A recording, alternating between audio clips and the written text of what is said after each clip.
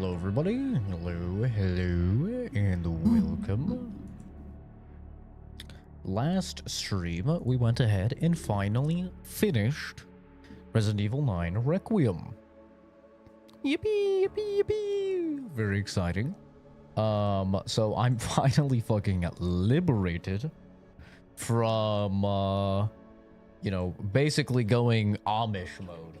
I was going Amish mode, dude. I was fucking blinders on. I was not online. I wasn't looking at memes. I wasn't doom scrolling. I wasn't watching anything. And honestly, it was probably actually way better for me. Like objectively speaking, it was probably a lot better for me. But I went like basically entirely radio silent so that I could avoid any spoilers for the game. Well, guess what, motherfuckers? Now I'm the spoiler. No, obviously I'm not going to like spoil it for anybody. Out of my way. But here is what I will say. As I'm going to be playing through, because we're doing another playthrough, we're gonna probably do like 3 or 4 more playthroughs, like I always do with Resident Evil games, because you know I like to do all the challenges and stuff like that, the challenge runs. As I'm going through, there's a reason why it says spoiler warning in the title. I am going to be talking. I mean, Jesus, just this screen right here is spoilers, for the game, because this is the post end of game screen. So I'm going to be paying more attention to certain things in the story, and I'm going to be commenting on them as if we all know the story for RE9. So, like, if you don't want to know stuff about RE9, 1, why the fuck are you tuning into a Resident Evil 9 stream if you don't want it spoiled? But 2, we're not going to be banning people or anything for talking spoilers for RE9. We're going to be assuming that if you are in this stream now, because it does say spoiler warning, if you're in this stream, you either know all of the stuff about RE9 or you don't care. So, with all that being said, let's get into it. We are new game. We got Insanity, an intense gameplay experience only for those who dare play at your own risk. Jeez, they're so dramatic. We're gonna do a standard classic run because we still need to do that, and then we'll do the Insanity run after. But this is, I think, I don't know, it doesn't really tell you any values or anything, but I'm going to assume that this is like the same damage and the same drop rates and all of that as Modern. It's just that Modern has checkpoints and this doesn't, you know. So, here we go. Let's get right into the news.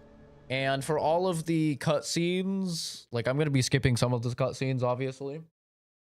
For the cutscenes that I think are not gonna elaborate on anything. Which this one is one of them. This one I don't think there's anything new for us to suss out in that cutscene.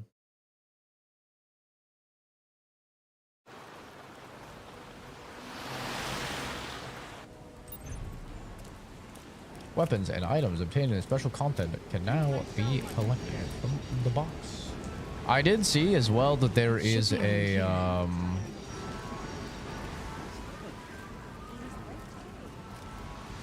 there's already a mod to get rid of film grid. Now I didn't want to worry about messing with mods, but nice to see. I was seeing if there were any, you know, outfit mods or anything. Oh yeah, I was gonna play in third person. We're gonna play in third person as well. Third person. And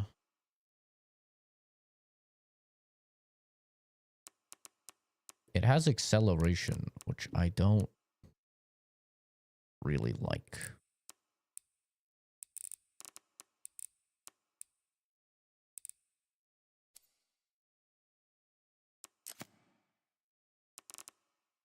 let's turn that off. But we're gonna see how the game plays in third person now.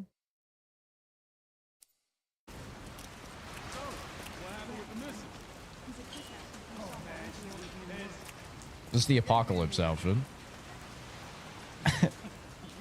She looks a little silly. No way. No, I swear, I'll never do it again.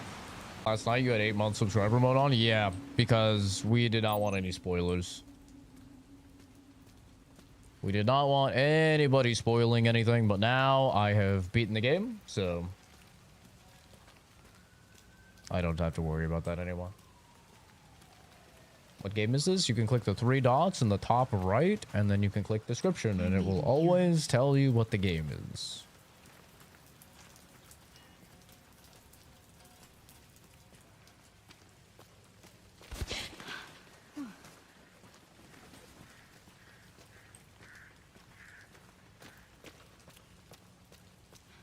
God, what is her run? Is she gonna have that backpack the entire playthrough? How many hours of gameplay? It was about 15 and a half. Is it still my Gotti? I mean, obviously early in the year, but I would not be surprised if this ended up being my game of the year. Yeah, it's an amazing game. It's a solid 9 out of 10 for me. Has a couple issues later on, but overall really, really good.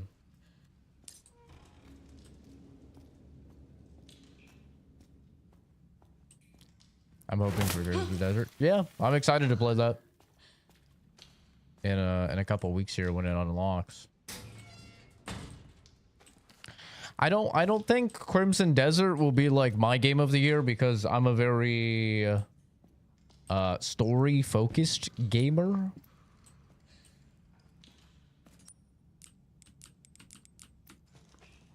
And they've been pretty open about the fact that Crimson Desert is not a story game. Like it's going to be very light on the story, very heavy on the gameplay. Yeah, I'll definitely take some time off for it though as well.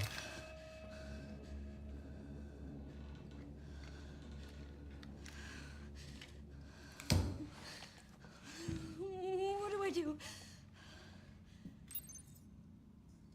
Probably head to room 204. This is at the top of the screen. Favorite part of an open world, you can do whatever. Yeah, I'm not usually a fan of open world games. So we will see. I hope it's good though.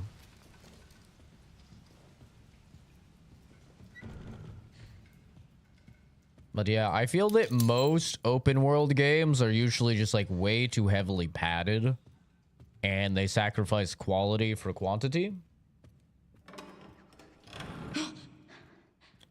But we'll see, man. I hope it's good.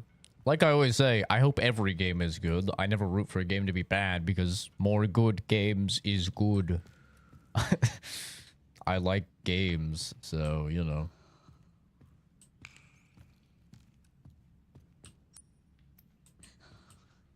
You're out of open world games. I played too many of them as a child. For me, as I've gotten older, it's what's caused me to like them less. When I was younger, I loved open world, man. It was the best.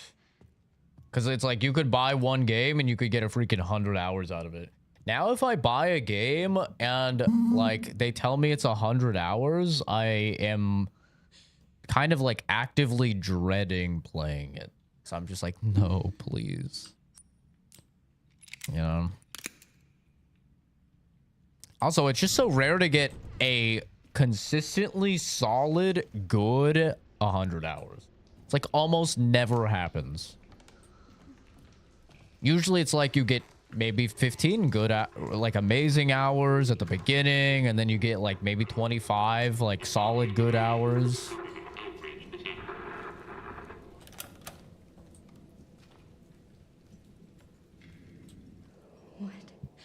587 hours into Far Cry 4. Huh? Oh, you were 13. Oh, okay. I was like, how? How do you do that? That's like fucking...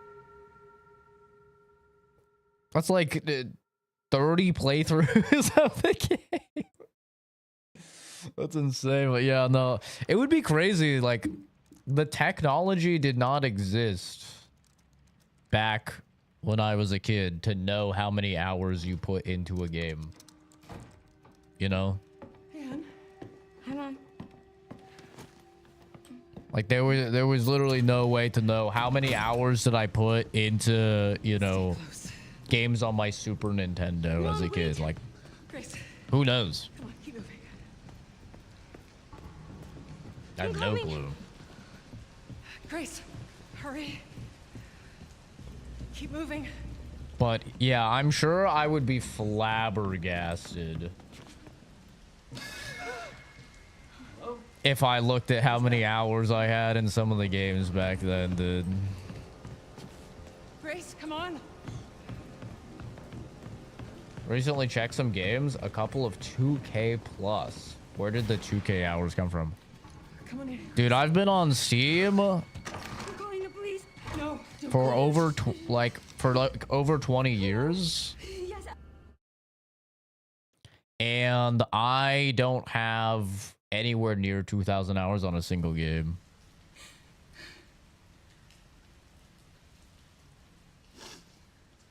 So sorry.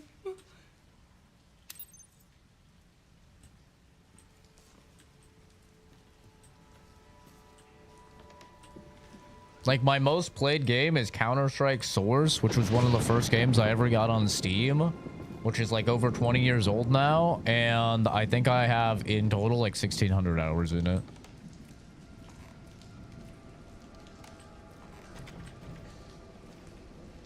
But you know, I have like 900 games on Steam or something, so it's like my time is split up across them, you know.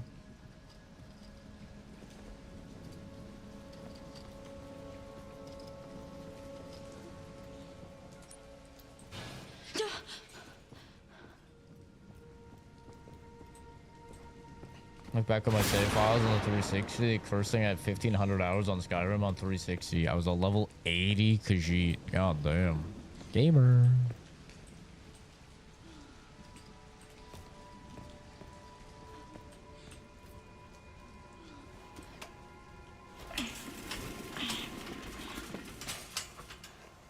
Sure, Kenzie. Whatever works, dude. It's not like we have to worry about banning people for spoilers anymore. I mean, I've beaten the game, so.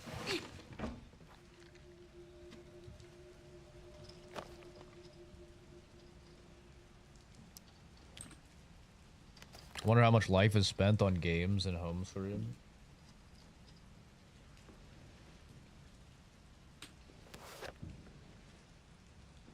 Yeah, like how much time is spent actually playing your games? How much was spent, like, you know, on load screens and shit like that, right?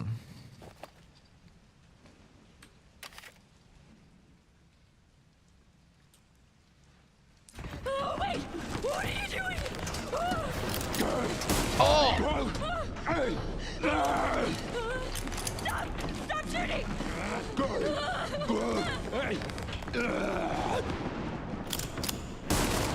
Jesus.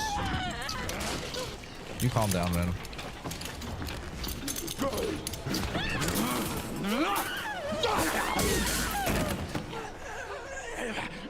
But yeah, in terms of how much time I've spent gaming, I mean, it's been a long time. Get away! Get away from me!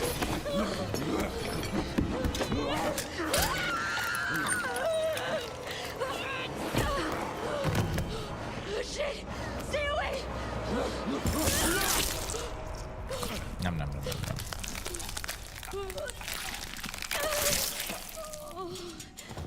I've definitely spent many years of my life gaming. It hasn't even been close. If you had TV shows and phone videos and shit like that, dude, it's way higher.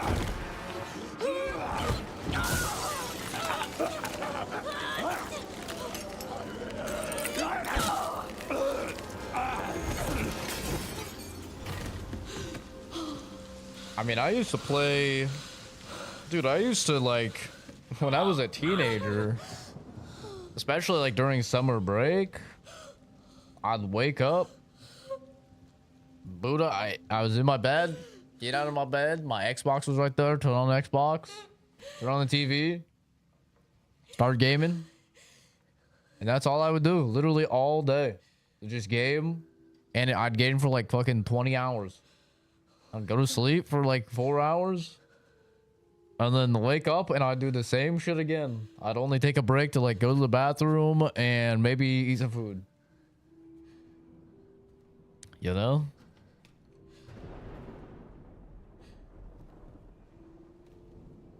Never understood Resident Evil. I mean, there's a lot of games, you know? There's a lot of lore and stuff. There's like 20 games or something that you have to... You don't have to know the lore too, but I mean, it helps. I think this is gonna be the first cutscene that actually has like some information. I want to watch everything with Victor in it. Now that we know that he's a nemesis and we know what Elpis is and stuff. I think there's like some information I feel like we can glean.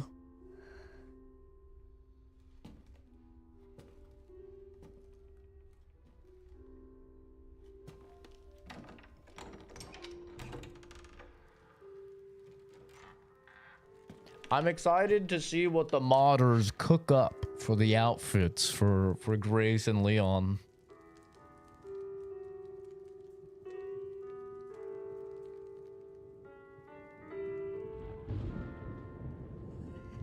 Hello? 4 is incredible. It's my favorite. It's the goat. It hasn't been easy. But after much effort, here we finally are. Who are you? I'm the one who planted that body. I'm the one that brought you here. I know now that you're the one that I've been searching for. The special one. The chosen one. Miss Ashcroft.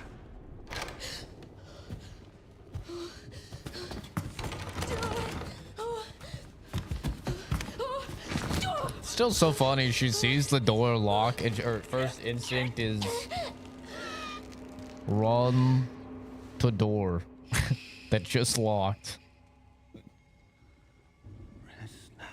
Could I explain a little bit? Not too long or anything. I don't even know where I would start. We have so much to do.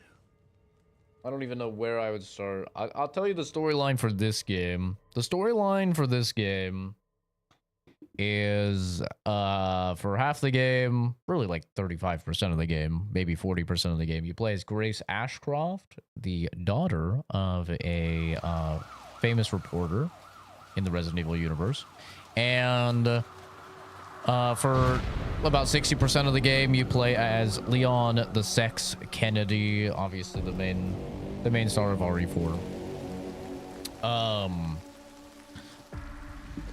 It starts with a bunch of people getting killed and by what seems to be a serial killer, and all of them have the same event in common, that they were all in Raccoon City during the events of Resident Evil 2, which was like in the 90s. And for some reason, they're all dying. Also, Leon, who was in, Raccoon City in Resident Evil 2, and Sherry, who was also in Resident Evil 2, are infected and dying. And they're displaying many of the same symptoms as the people who are being found dead. So they're investigating it. And the real too long didn't read of the game is that Spencer, Orswell Spencer, who's the guy from Resident Evil 1, like the big bad behind everything Resident Evil related, he basically detailed that Grace was like the chosen one because he felt bad as he was about to die for all of the shit that he had done. And so he passed her on to, you know, her mom, which isn't her actual mom, and gave her the information to something called Elpis, which is a super cure that will render any type of like biological weapons inert. But the thing is, all the bad guys, all they know is that Spencer left something called Elpis that nobody can get access to other than Grace. So that's why this guy is kidnapping Grace. Everyone's kidnapping Grace. And they've been like cloning Grace and stuff like that to try and figure out why the fuck she's the one and how they can access this thing called Elpis, which is like the super weapon. When in reality, it's actually just a super cure. And so that's essentially the game. Is like trying to beat these guys that are trying to get a hold of Grace and use her to unlock this super weapon. That's the super duper TLDR of the game. Well, the same black launches. And it's not post-mortem lividity. No. No, this is different. That's 6 now. 6 survivors of Raccoon City, all dead from the same thing. Yeah, that's not good. No. No, it's not.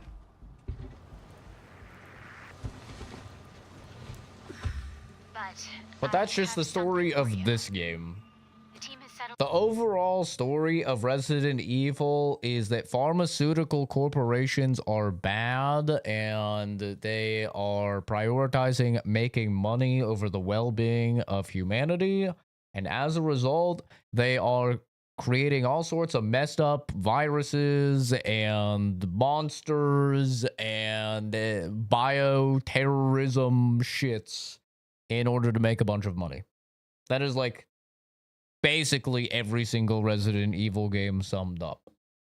Is like, oh, hey, this company made this fucking virus to be used as a biological weapon so you could, you know, drop it into some country that you don't want and completely like destroy the country. And it's like, all right, we got to figure out how to cure this, you know, zombie disease or this mold disease or whatever, you know. Kind of varies depending on game. On a person of interest, someone with ties to Umbrella. Victor Gideon, Who is he? a former T-virus researcher. Hey, I just got a report of a missing police officer. It might be unrelated, but he disappeared near where the 5th body was found. You there, Leon? Yeah. I'm here. You okay?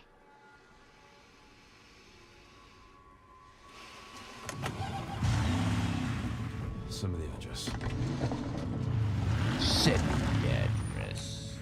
Check it out.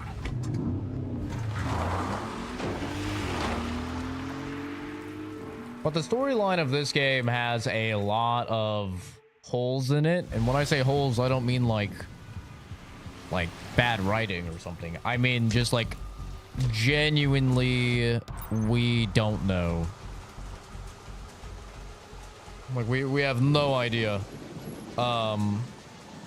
So maybe like we're kind of assuming at this point that there's going to be DLC or something, or a lot of the questions won't be answered until the next game. From the second playthrough onward, Leon can obtain and tune up equipment earlier. The tactical tracker begins in the inventory. Supply boxes are available in each area. Equipment acquired in previous playthroughs can be obtained. Oh, hell yeah. Don't do anything stupid. Me? Never. I would never. You sound ridiculous.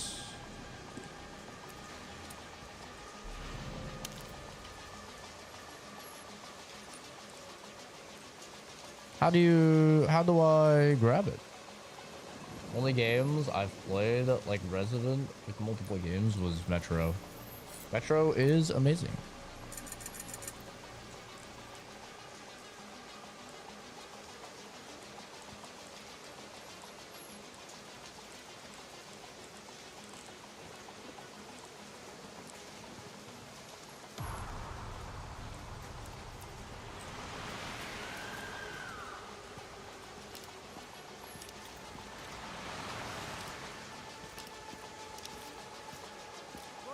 Whoa. Hey, what the hell, lady? Help me! You okay? What are you doing?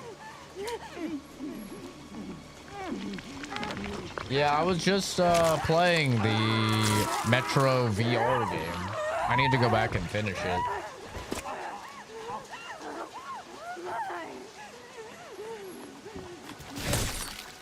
You mind, woman? I was talking. Jesus.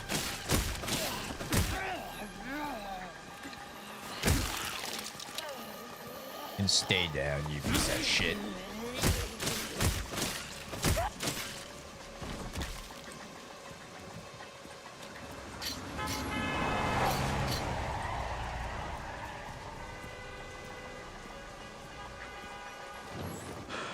Everyone would lock down. What? Is it something to do with Victor? Yeah. It He's was the a one to good thank for all VR the game excitement. from what I played. I didn't play too much of it. Excuse me. Excuse me.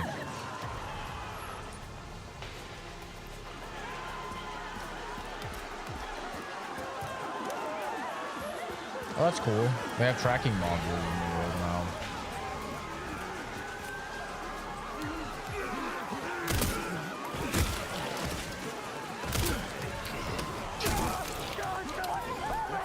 Shit.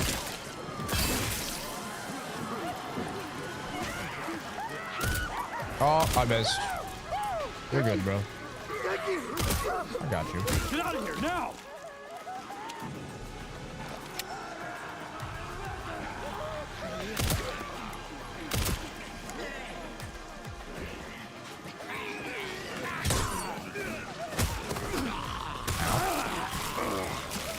Ow.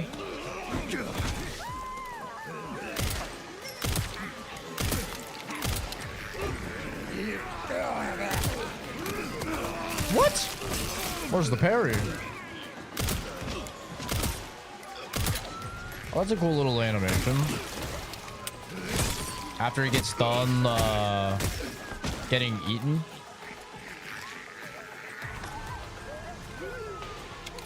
Okay, let me reload real quick.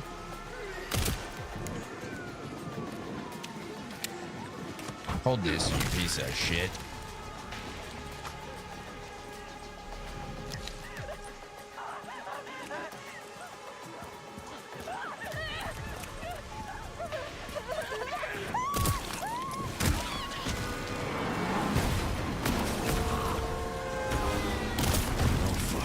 Let's make this quick.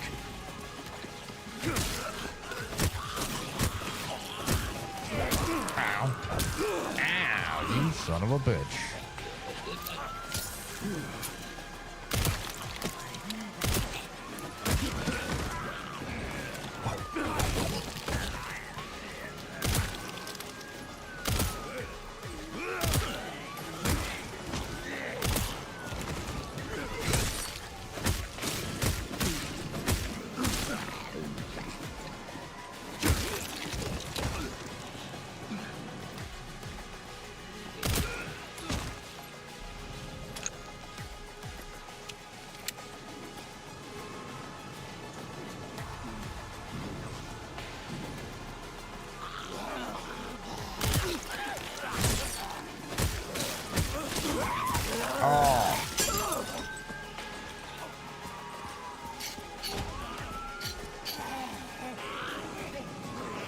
That's much nicer being able to sprint while sharpening.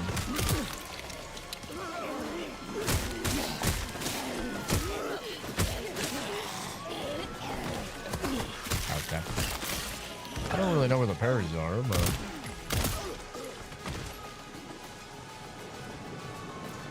I guess it's just easier to parry in first person because you can see like exactly when their hands are touching you. This is my first time playing in third person. Can't let him get away. It's definitely a little bit trickier to hit the parries in third. A weird axe animation? Yeah, it looks a little funky in third person. I lost him. Back to square one. It doesn't look weird in Victor purchased in a first. building after Umbrella went under. The Rhodes Hill Chronic Care Center. I'll send you the address. Leon, we're running out of time.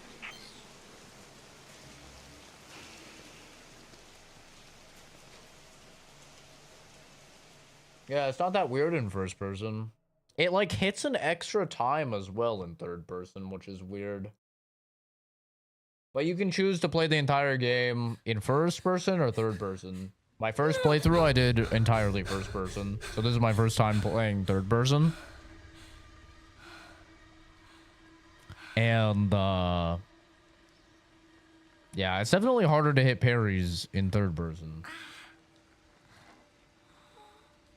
But in first person, you just like hit them with the axe down. You hit them with the axe to the side, and then you hit them with the axe again. Which is like kind of what you do in third, but for some reason it's hitting twice, so it's like. And I don't know why that is.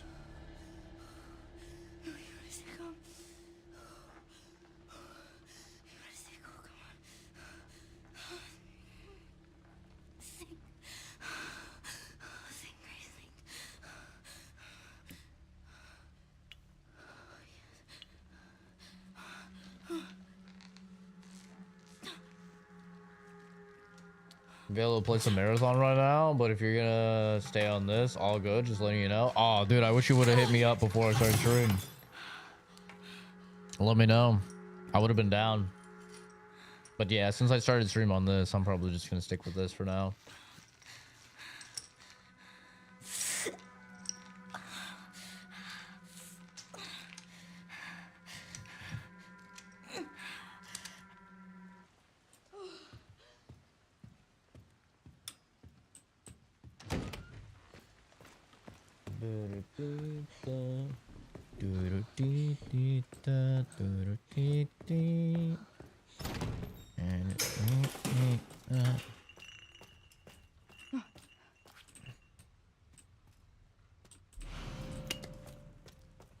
Do you keep your crafting recipes, I wonder? Probably not.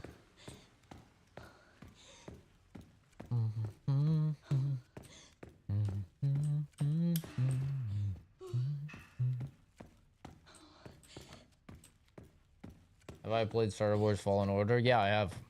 Jedi Survivor, in my opinion, is the greatest Star Wars game we've ever had. And it sucks it was plagued with so many technical difficulties at launch. Honestly, it still kind of is. Like, they never really fixed it.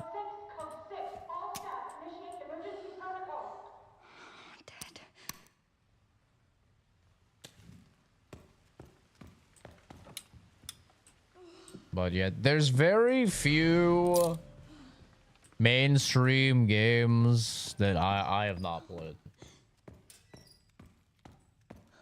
I typically play like all new releases and have for the last like 8+ years.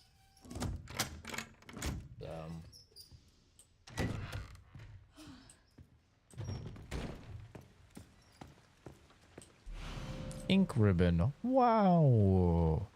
When playing on standard, classic difficulty or above, autosaves during Grace's stories will be limited. Ink ribbons are required to save at typewriters. They're scarce, so use them wisely. I just woke up from a nap, been out all day. I wanted to try and game tonight, not waste the night. Yeah, I feel you. I finished this.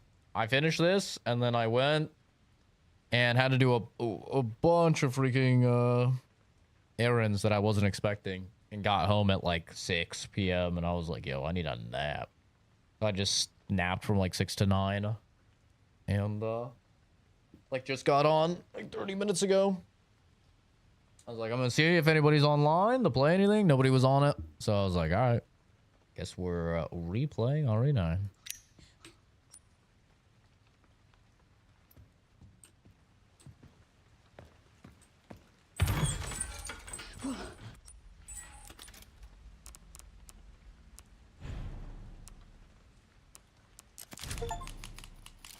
Wow.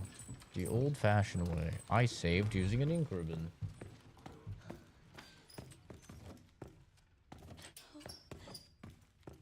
Yeah, I would definitely play through this. Just because there's some pretty big stuff that can get spoiled for you.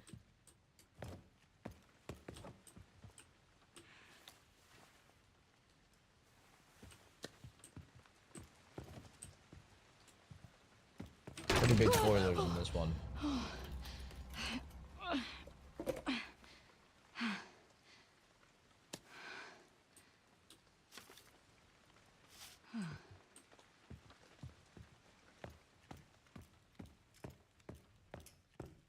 Gotcha.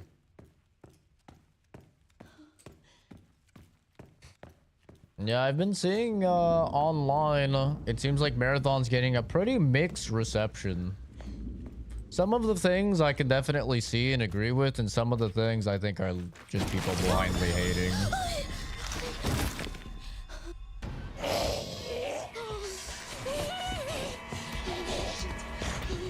Her running animation is so funny. Her animations are great. What the hell? She looks so good in third. That looks like amazing. She like tripped and fell. You don't notice any of that when you play in first. That's funny. What the hell was that thing? But yeah, there's definitely like some pretty valid complaints I've seen about Marathon, and then some complaints that honestly I'm just like, come on, what are we talking about here? I played Star Rupture. Nah, I'm not really into those autism games. This looks important. Oh, maybe.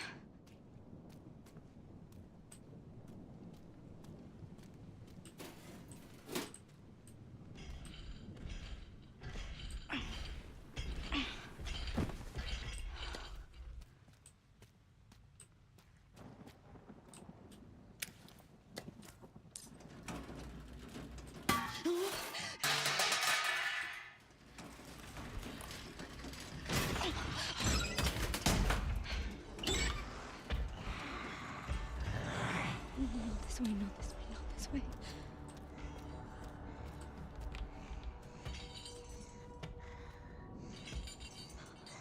Don't like a good city or base builder? Nah. None of those like Satisfactory or Factorio, like none of those games have ever been up my speed.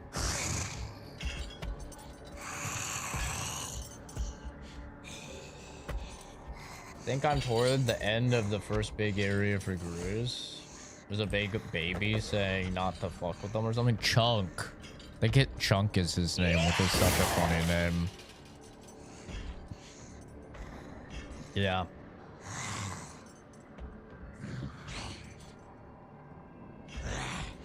Yeah, I'd say you're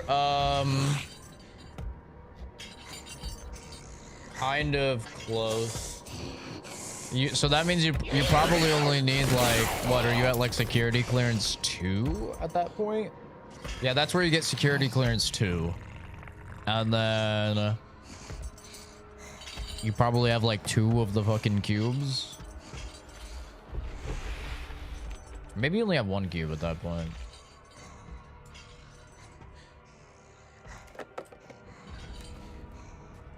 Can you use this phone to like call the other rooms? That'd be a cool mechanic.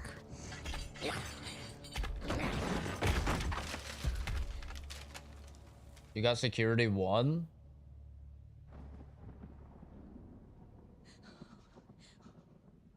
But Chunk, like you see Chunk, right? Like you're walking up to the body that has the security clearance 2 bracelet, right? And then Chunk comes out right over it.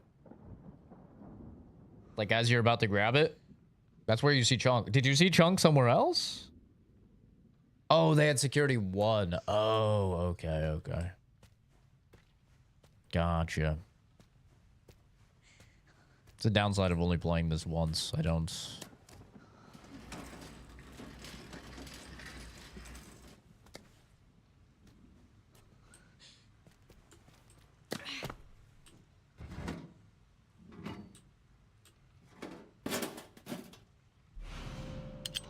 Something kind of cool to note there is that if you continue pushing and you don't stop like I did in the first playthrough, the stuff doesn't jangle. So in my first playthrough, I moved it and then I like jerked and stopped it, and it caused the thing to like, which caused her to like come.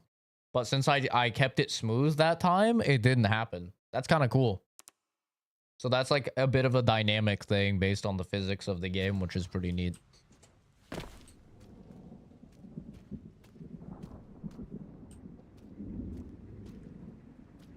My next 4 streams were RE9. I mean, yeah, if you comment on something that's RE9, then you're gonna see a bunch of RE9 stuff.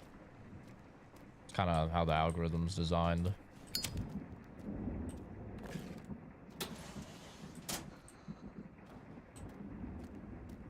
The algorithm takes your comment, like any type of engagement, honestly, a like, a dislike, or a comment, as like you're really into that thing and you want to see more of that thing.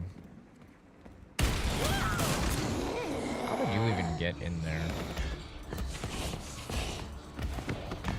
You stop tripping.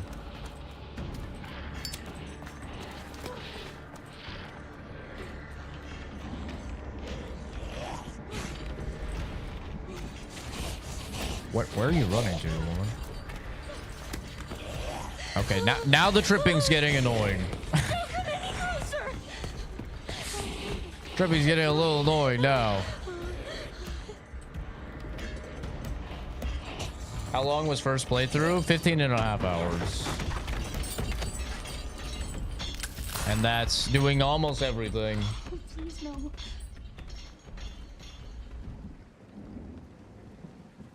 That is only missing like 2 of the raccoons, I think, and getting only missing like 4.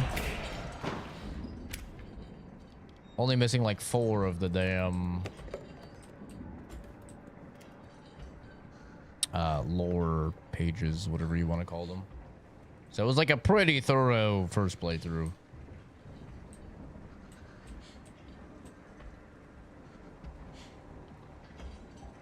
This part is nice. The fact that I can third person peek.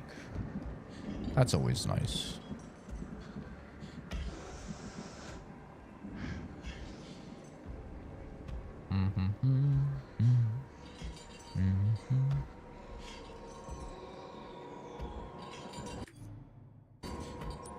I just realized when you press escape, they don't tell you your total playtime like they do in all the other Resident Evils. So that's gonna make it kind of hard to get the achievement for beating it in 4 hours. You're not really gonna have any idea, like, if you're on track or anything. If your pace is good.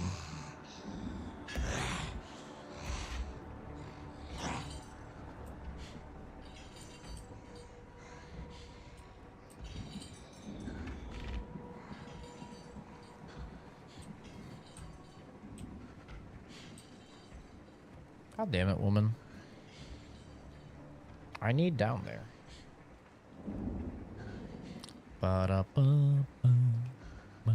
Hopefully she jumps in the ceiling. Or she just keeps edging me. Yeah, that's awesome.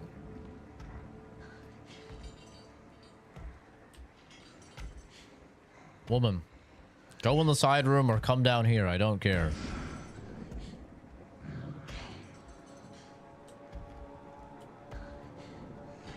If she edges me again, I'm just gonna jibate her and try and hit her with the loop-de-loop. Go in there.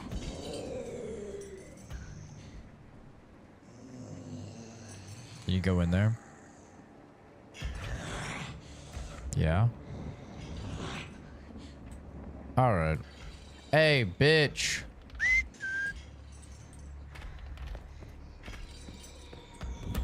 There we go. Come on. Come, come, come. Hey, I'm right here. Can you see me? Yes, come. Yes, come. Good.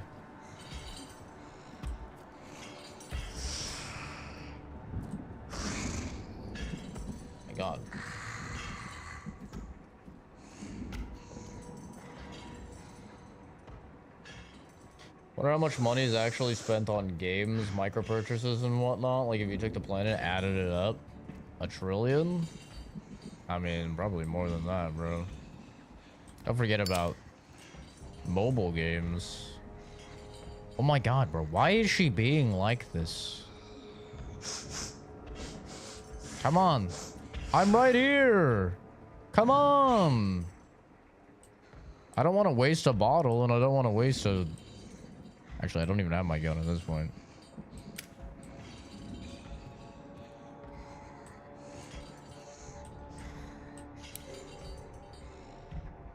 There you go.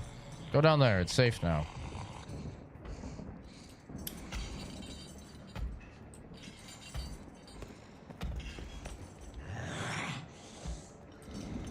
Hey, you see me? What? Bro. Fine, a fucking Louis. Holy.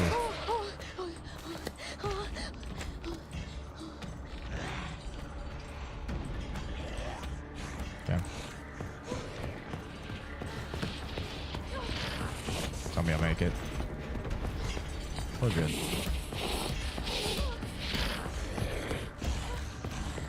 Alrighty. Jesus Christ. She does not fall like this in first person. Why did they make her fall every fucking 5 seconds? If you're trying to sprint. Hopefully that goes away later in the game. Because that doesn't happen in first person.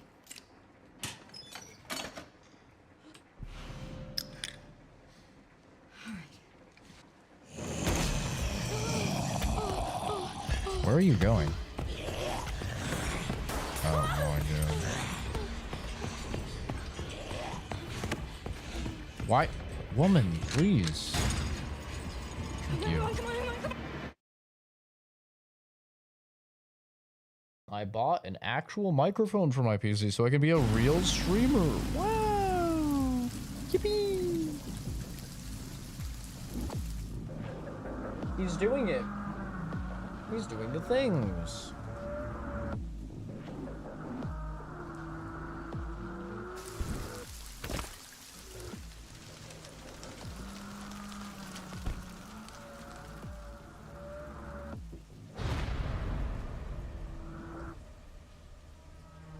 Leon 6 Kennedy reporting for duty.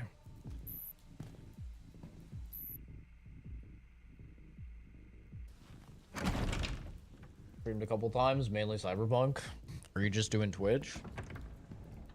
Twitch is a roughie. Especially if you're doing single player games, you're not like promoting your Twitch through like playing multiplayer matches and stuff. Yes, rough. Mr. Kennedy, welcome. Dr. Gideon has been expecting. What's the difference between this and Silent Hill? Funny. The problems are real in this, and they're not in Silent Hill. Can't have that, can we? Follow me, please. Silent Hill, every Silent Hill game is a basically like somebody trying to come to terms with something awful that they've done in their life. So how long have you worked for Dr. Like Gideon? Silent Hill 2 is all about coming to Not terms long. with the fact that you killed your I wife. just recently joined the team. And so the town essentially makes manifestations of things from your life and things that you did wrong Dr. Gideon. and tries to kill you with them. I don't like Jigsaw, like a supernatural Jigsaw in a way you could say. Yeah.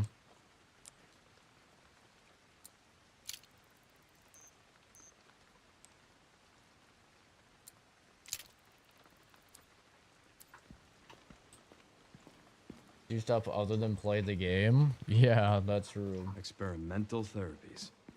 Yes. Thoughts? I think the game's like a 9 out of 10. It is the 4th best mainline Resident Evil in my opinion.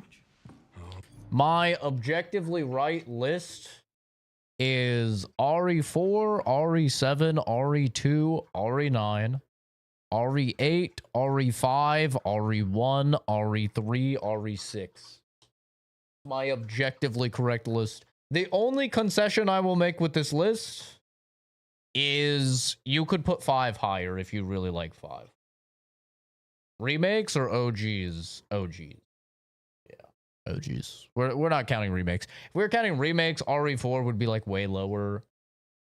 I'm only talking OGs.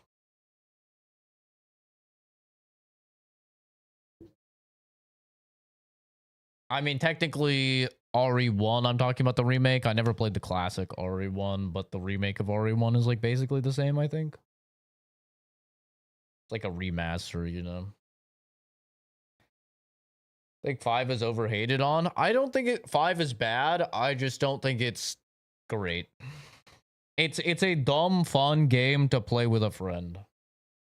But like if you objectively like look at the story and stuff like that, then I don't think it's very good.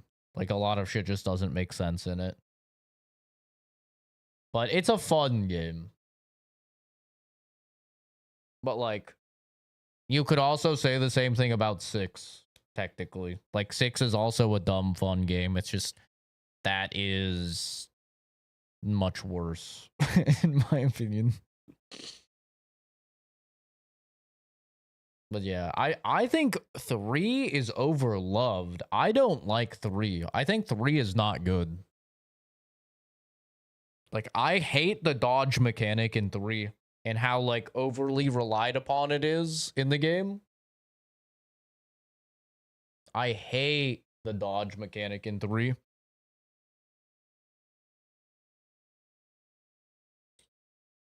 Like, Nemesis is a cool character, but, like, don't get me wrong, Nemesis is really cool, but just, like, the actual pacing of RE3, I don't like. The dodging, I hate. Yeah. And I'm also just not a fan of the fact that it basically just makes Jill, like, a fucking superhero. Makes her the Doom guy. Yeah, I had 320,000 peak concurrence on launch. It was pretty crazy. They've definitely sold at least like 3 million units already. GTA 6 will be the most bought game on launch. I don't know about that. We'll have to see. I don't know if that's true. The number of people I know that still don't have a PS5 is crazy. Like, that are still on PS4 and they're like, PS5 has no games. So, like, I don't know. We'll see. RE7, 8, 2, 4, and 1. I mean, those are good. Yeah, they get ready.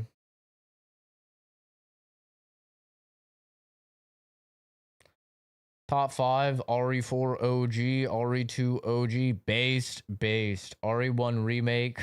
Interesting. RE-CVX, I don't know what the fuck that is.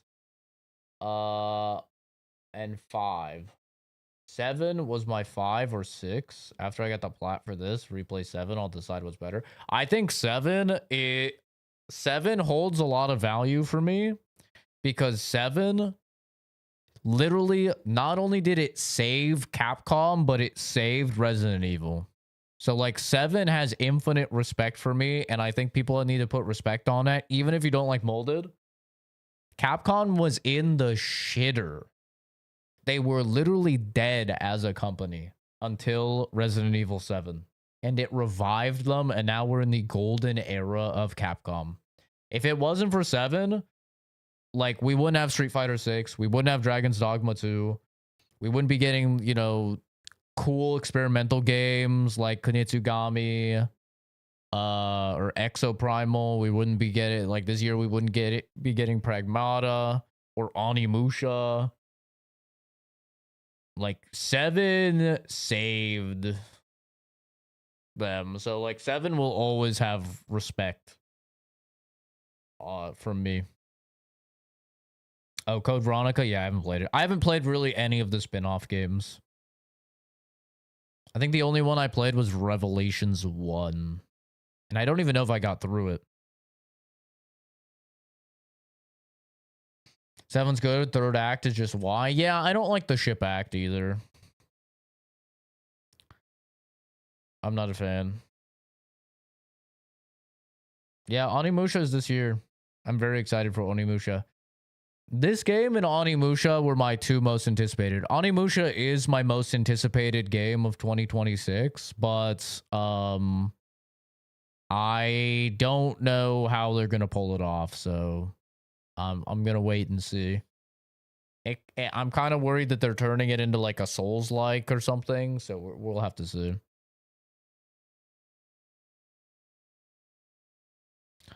Seven was a return to formula, but after RE6, the acting got worse. I think the acting's great in 7. I mean, yeah, Ethan is like a brick wall, but like Zoe, like Mia is tremendously good. Like the actress for Mia, she does such a good job just like swapping that switch. As a dude that's dated a bitch with bipolar personality disorder and another bitch with borderline personality disorder, let me tell you, she nails that just fucking flip-flop, flip-flop, flip. I was getting some PTSD the first time I played that, man. Damn.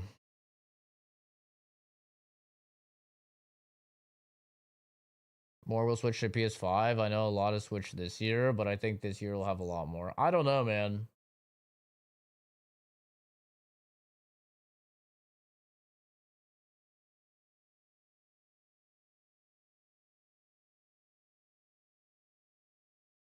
Yeah, Ethan is a Chad. I love Ethan. Ethan like is probably Ethan might be my favorite Resident Evil character. Like genuinely. I've got a soft spot for dads though. Like whenever there's a loving father in something, that shit like will probably make me cry if anything happens to him. And I bawled like a baby in Village. Shit was peak. I've got a big soft spot for like good dads.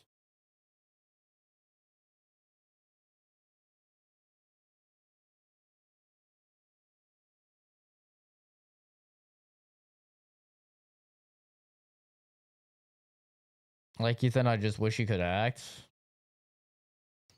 How is it in Japanese? Because I know like in Japanese, a lot of people say that it's a lot better.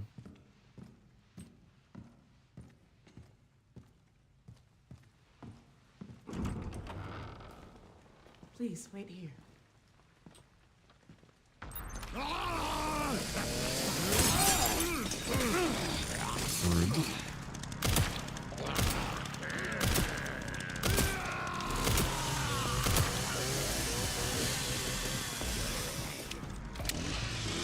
I do like that in third person, you can actually run and do a lot of the shit. Whereas in first person, you can't.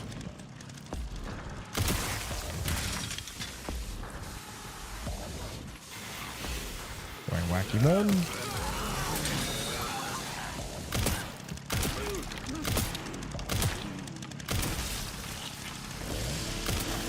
Not that move. That move's horse shit.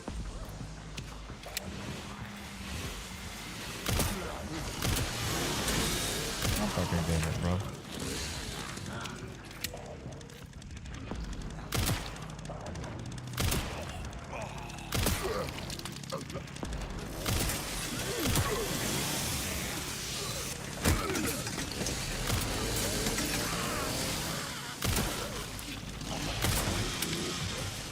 This move again.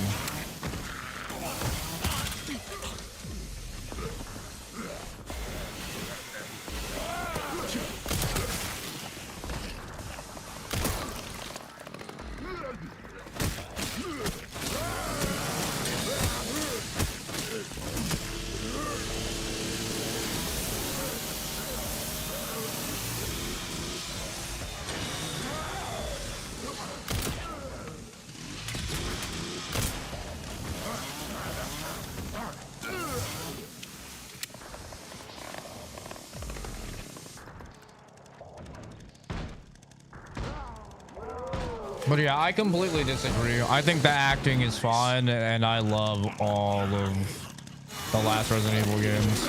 There has not been a single one that I disliked. I definitely like hardcore disagree. But like, since you said you like something as obscure as Code Veronica, it means like already you and I are very different. Because that means you can enjoy fixed camera angles like a lot. And like, definitely probably either grew up with them or had like a lot of just more tolerant of like the classical style than I am. Which is not a bad thing or anything. You know? Different strokes for different folks.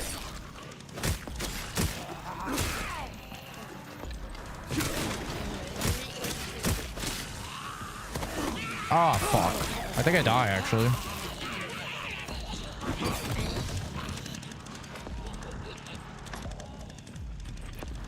If somebody says that, like, Code Veronica is their favorite, though, that person is, like, a way bigger than casual fan. Like, I am just a casual fan of Resident Evil. I've played the mainline games, and that's it. You know?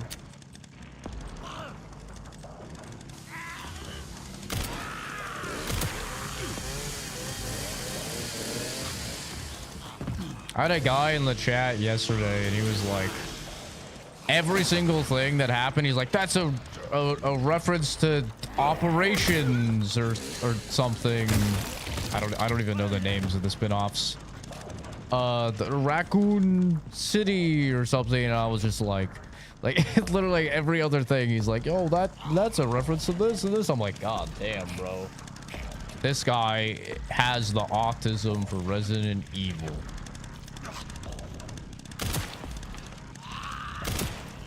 And that's not me, you know. I'm a very like casual enjoyer. I like the games, but I definitely like would not consider myself a super fan or anything. Honestly, I'm not a super fan of anything. But I wish I was. I wish I had that like level of like that hyperfixation, you know, that super high level of interest. I've always thought that it was really interesting when people are like really fucking passionate about something, but I have never had that for anything ever.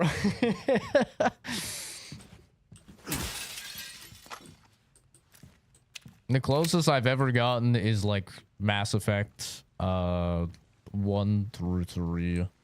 It's like I was really into the lore, and then Mass Effect Andromeda happened, and I was like, okay, never mind. Not a Mass Effect fan anymore. And so like I don't remember anything about Mass Effect anymore.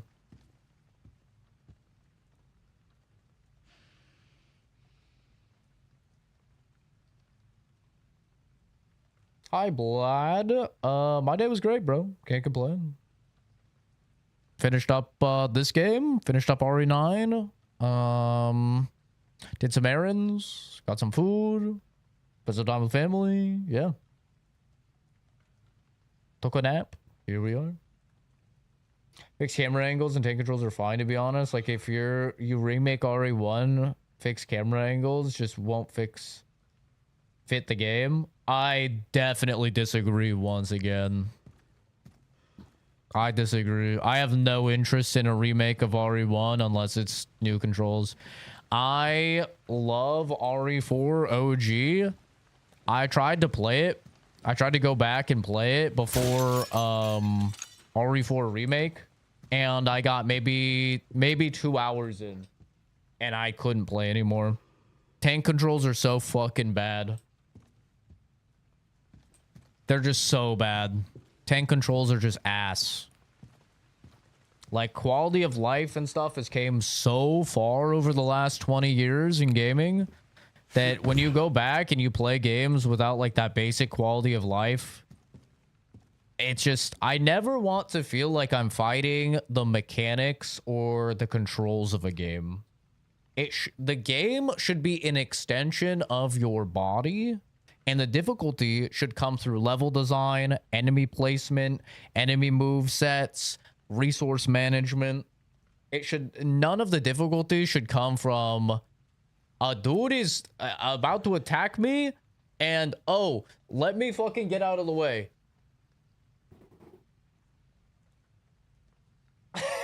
Instead of just, I don't know.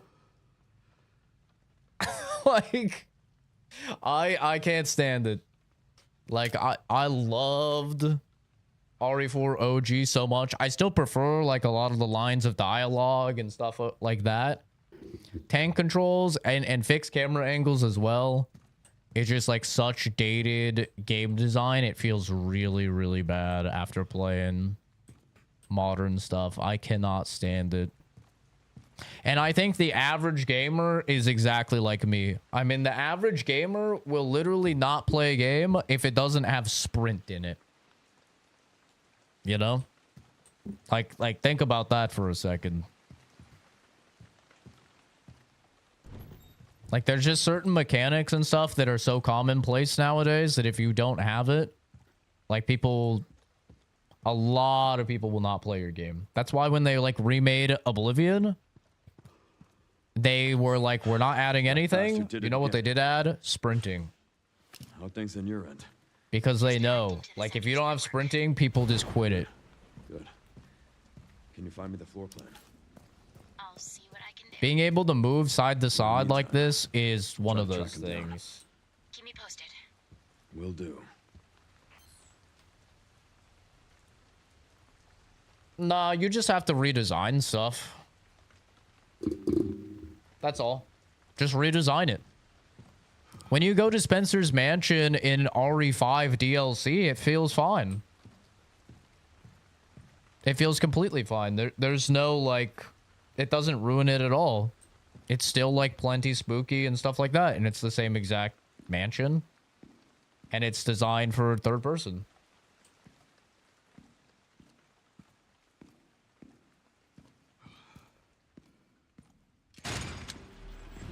So, I think it's definitely doable. And I think they will do it. Just a matter of when.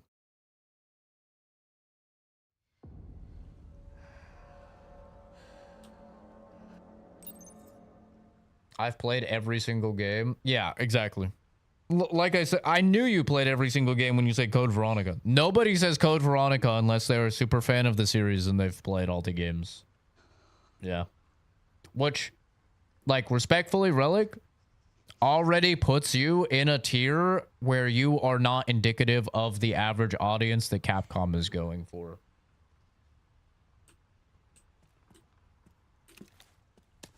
Like, Capcom doesn't really care about the like super fans from like the 90s and stuff like that.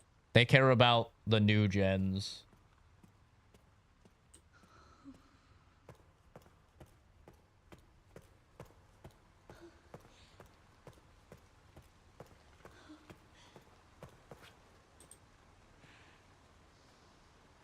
Oh, I remember Bill. That guy's a piece of shit. And I hope the worst for him.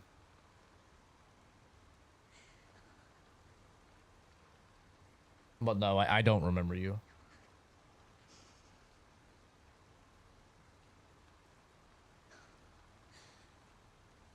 Yeah, you go back and forth between perspectives. Wish I could find a game to be a super fan of. Facts, I just can't find it interesting enough. Yeah. He got 80 years if you never heard? Oh my god. I hope that's true. I'm gonna take that. That is the best news I've had all, like, past 2 years combined, probably. Oh my god. Absolute cinema. Oh my god. I hope that's true. I'm going to choose to believe that that's true because it makes me so happy. It is. You can look up William John Scott Tolko online. Oh my god, that's so peak. That is so peak. Oh. Jesus. Fill in on lore. Super fast version. Bill was a guy I used to be friends with. He was also a streamer. This is like many, many years ago. Met a chick in his community that I ended up dating for like 3 years. She was a black girl that he, for some reason, decided to call the N-word to me. And at that point, I was like, dude, what the fuck is wrong with you? And stopped associating with him altogether. Turns out after that, he used to like stream Resident Evil and stuff. After that, I guess he went down like a crazy spiral and started just like calling people the N-word and stuff hardcore on his streams. And this is a white guy, by the way, and he would have a face cam clearly showing that he was a white dude calling people N-word hard R live on stream. And then he changed his name on like Discord and stuff to that he was like a child rapist or something like that, that he loves children or something. He started making his thumbnails for his stream edited CP, where like it didn't show anything bad, but it was just like very disturbing pictures of children and stuff. And bunch of people got together online. Somebody told me about it, and I went and I reported him to the FBI. And he which like I think it was probably just all of the people reporting him, but this was shortly after I did forensics work, and I actually worked with the FBI on the Las Vegas massacre. So I actually even messaged the guy that I worked with in the FBI about it when I heard about it, and I was telling him, like, I don't know if you can do anything, but fucking get on this guy, bro. Like, something is awry, and like he's a danger. There's even like certain clips in his streams where it's not on screen, but it sounds like he's watching CP. It's very disturbing content. Seems like he's watching CP on stream. And yeah, luckily they raided his house. They fucking found CP enough to arrest him, and apparently now 80 years. Cinema. Hallelujah, bro. Thank fucking God. Our justice system actually did something. Oh, that's amazing. Genuinely the best news I've had in so long. It's crazy, though, how you can, like, be friends with somebody for years and they seem totally fine. And then, like, just something happens and, you know, you cut them off. Like I said, for me, it was, like, him saying the N-word and, like, calling my girlfriend the N-word. I was like, dude, what the fuck? Like, what is wrong with you? You know, and that was it for me. Like, that was the end of any type of friendship that we had. So I didn't even know, like, maybe it's a coincidence. Maybe it's completely like a coincidence that like it seems like shortly after I cut ties with him and called him a piece of shit and stuff, he started downward spiraling. I'm not saying like I was the cause or anything, but like me and him were pretty good friends, dude. We did streams together. He was a mod on the channel. I think I was a mod on his channel. We'd shoot the shit all the time. Like, we were friends. And yeah, he just fucking dude went wacky mode, to say the least. So I don't know what the fuck his deal was, but I am very happy that it seems like hopefully he is gone. Hi, Pickle. You really got a question how someone's brain could just melt like that? Well, he had a lot of a lot of past trauma. He had like a very abusive father. He did drugs. He had like military trauma. He had a lot of like shit going on mentally.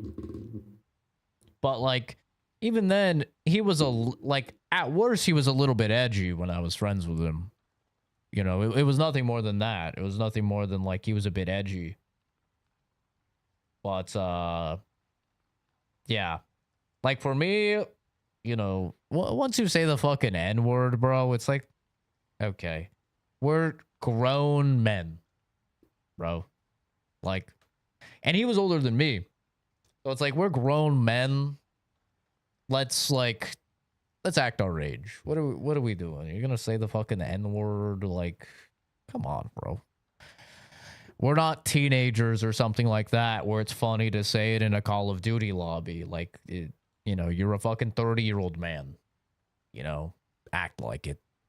So, that was the cutoff for me. And, sounds like I got out at a good time. Because I definitely could not have been around during any of that shit. That shit was pretty insane.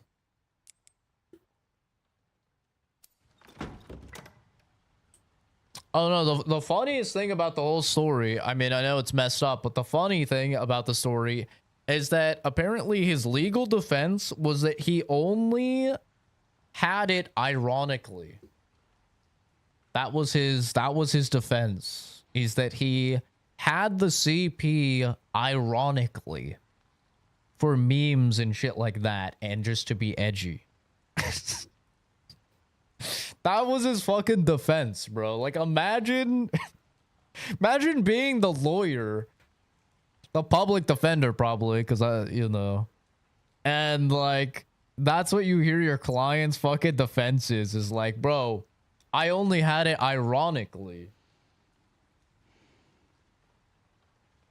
That's it, bro. It was just like, oh my fucking god, dude. He's like, it was just for memes. I didn't do anything with it. Like, holy fuck. I mean, the guy was not the brightest tool in the shed. He had some tech know-how, I'll give him that. Like, he knew PCs. He knew more about PCs than me. But, like, holy, dude. Get him a new lawyer, I quit. Yeah, just insane, bro.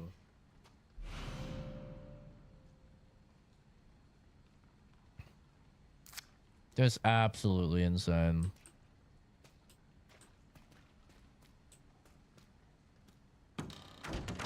His humor was insulting other people? It was, yeah. I mean, that's a lot of people's humor, and, like, it can be funny, depending on who you're insulting.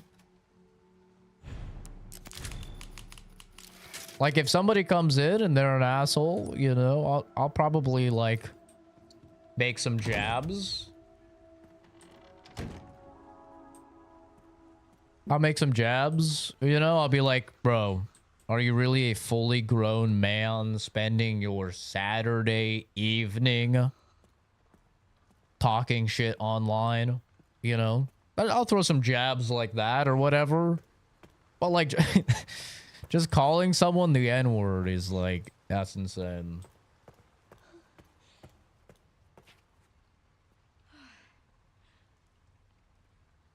But good riddance. Thank God he's gone. Thank God he's getting 80 years. Good.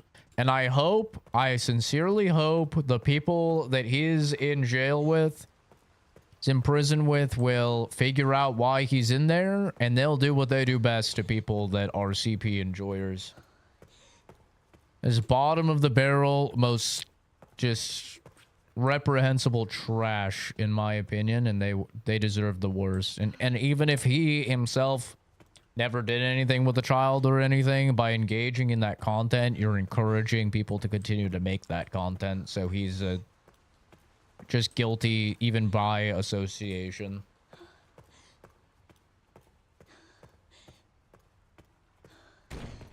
But that is the best news. Oh man, that's so nice. I love hearing that. That's so nice. Peak. That is peak.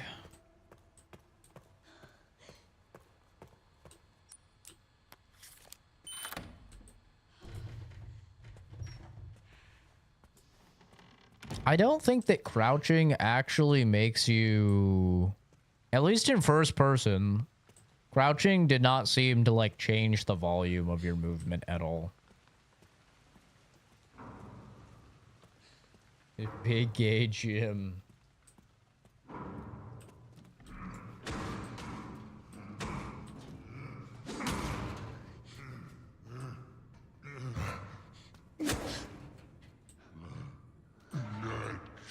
Uh-oh.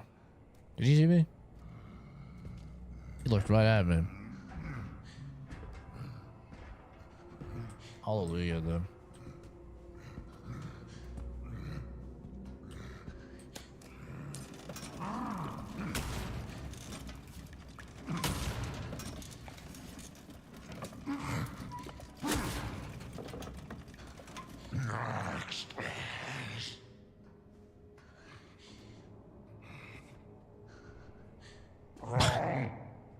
Bro's looking right at me. Uh-oh.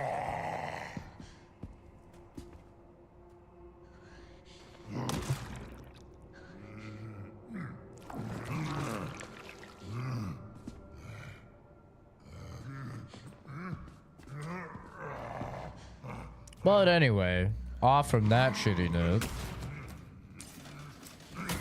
I mean, honestly, it's kind of a good note, but very dark subject material for sure. Gotta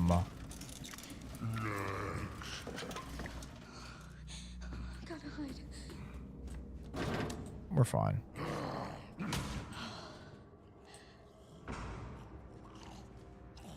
What is he cooking? Is this girl the past or future? And the guy, what? They're both happening like essentially within the same time. Very, very close time periods to each other.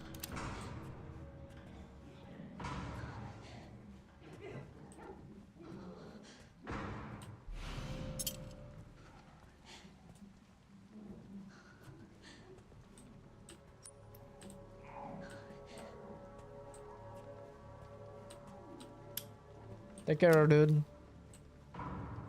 Thanks for the W news.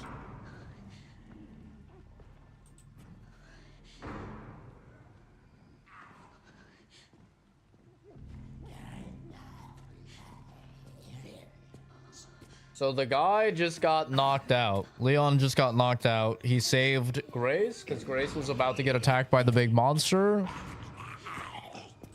So,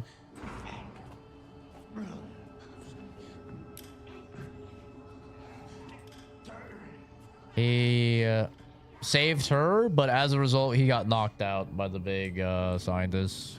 I skipped the cutscene, but that is what happened in the cutscene.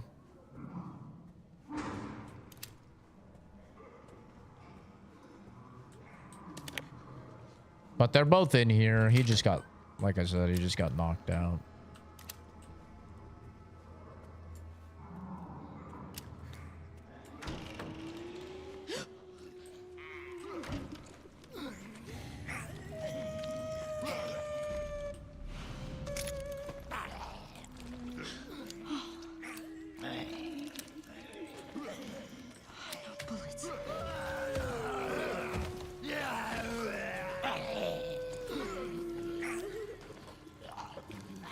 How am I supposed to sneak past this guy?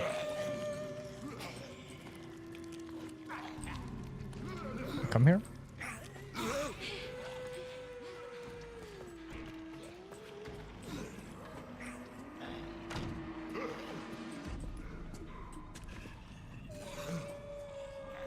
think if I bait him like over to here, I could probably. There we go.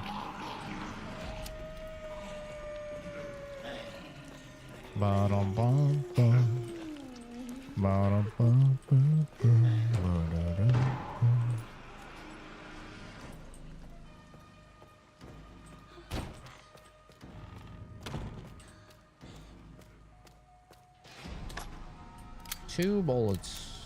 Yippee!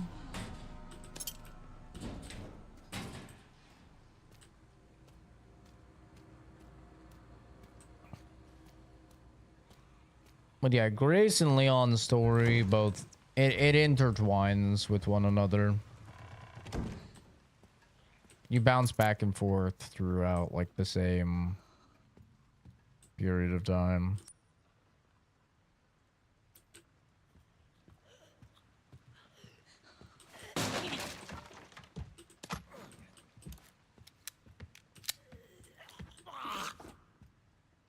Hello. Hello, Moto. Come here. Oh. Ow. I need to get used to the fact that in third person, she's fucking way slower.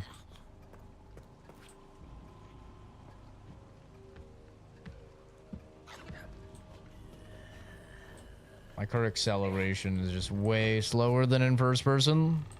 And then she can't really make turns as fast. Come, come, come, come, come.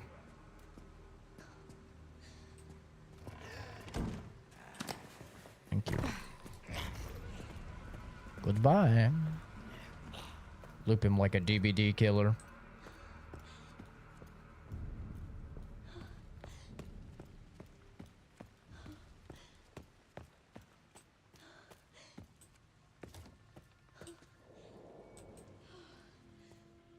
This is locked, right?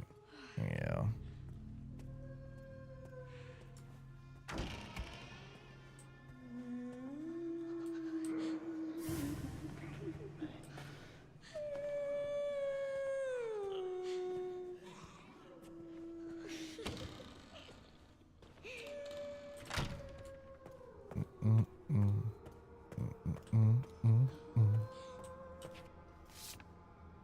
Does this have anything useful in it?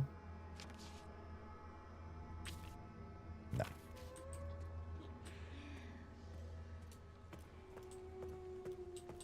I don't know. I've never seen Oppenheimer. I don't really watch movies. I'm like the last guy to ask about movies. Sadly, I never watch them. I kind of have to kill this shit. This chick is like in such an annoying spot. I mean, I can loop her. I can loop her here, actually. This is Resident Evil? Yeah, this is already 9.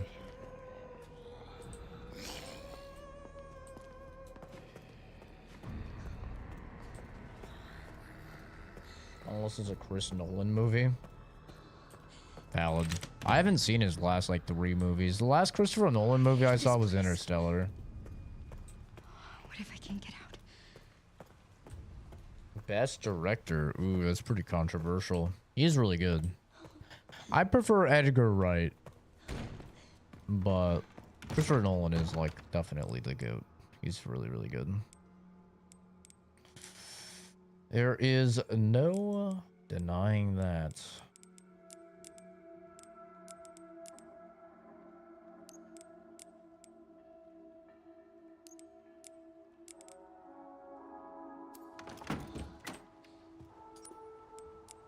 Yeah, I know Oppenheimer is Christopher That was my Nolan. last one. I just haven't seen it.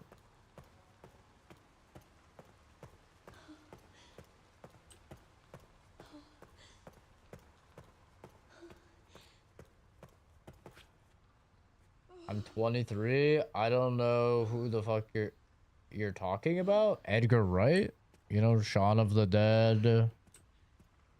Hot Fuzz. I guess a more recent movie of his would be what was it? Baby Driver?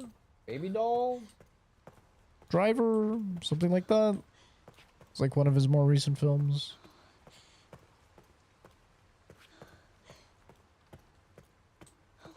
Baby Driver, yeah, that's what it is. Yeah. It's like one of his more recent films. I'm sure there's more recent than that.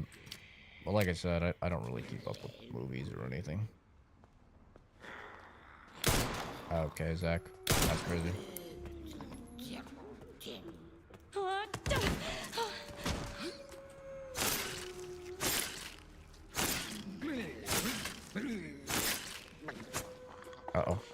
Run! Oh, God. Her fucking run is so slow.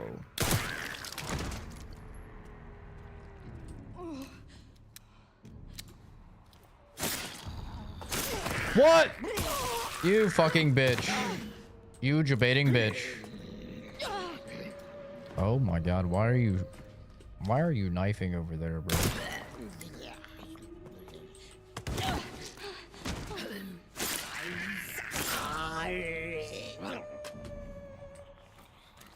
Lioness on Paramount and Yellowstone. Never seen it.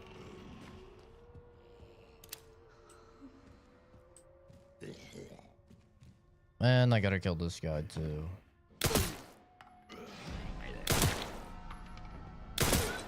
I wonder if I can get a couple slashes in before I do the melee. Oh.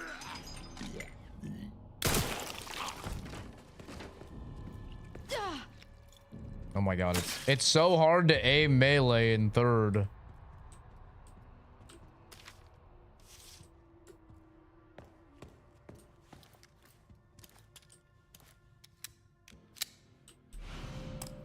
Pencil.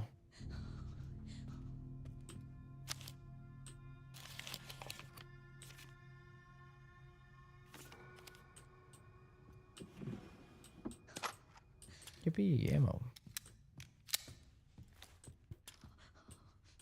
I don't need that scrap yet.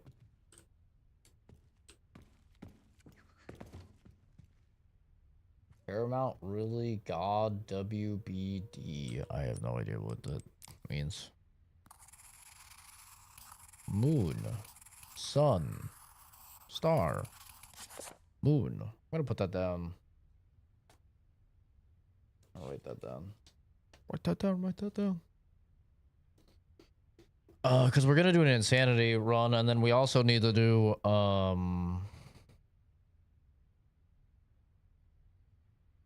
run under 4 hours. Moon, sun.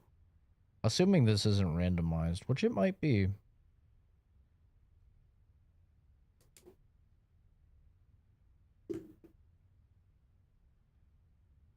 Warner Bros. Discovery. Yeah, I don't know. I don't watch TV. I don't watch TV or movies.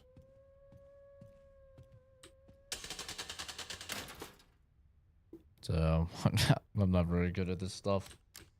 The only time I watch any type of shows is if my family really wants to watch shows when we're hanging out, spending time together.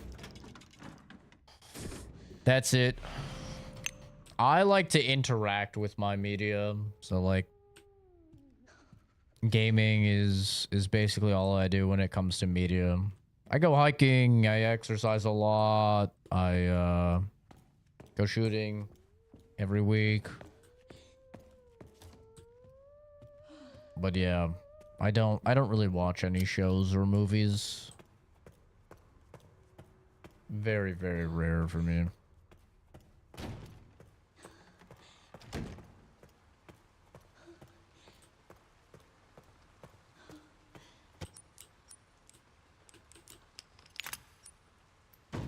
Perfect fit.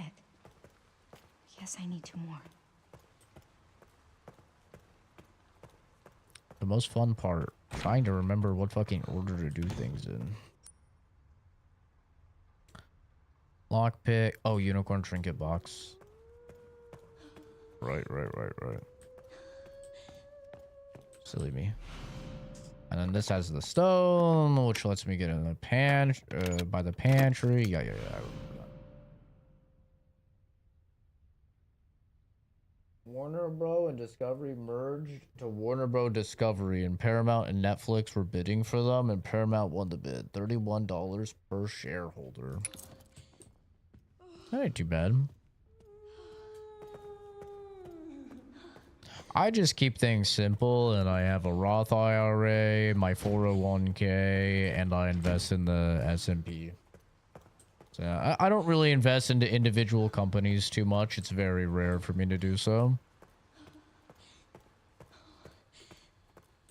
It's just more risky.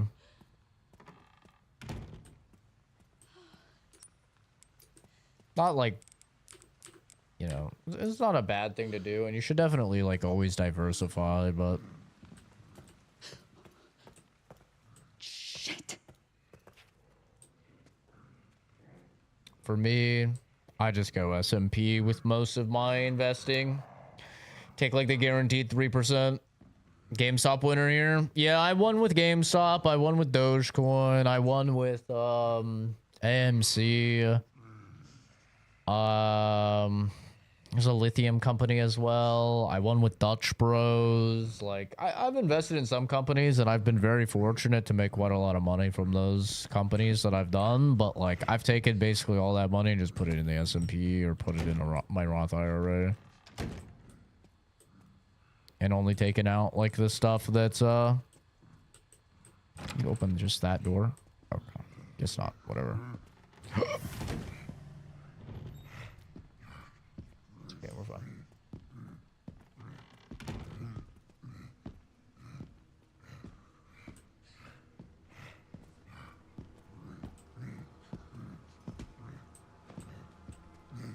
What?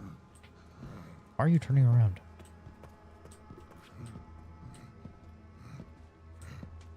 God damn it, bro.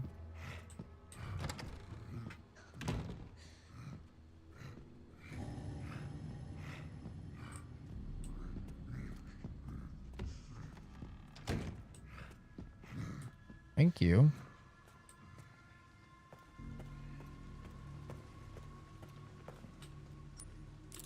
Yeah, I've gotten pretty lucky all in all in like my investing. How do people normally get But you know, I know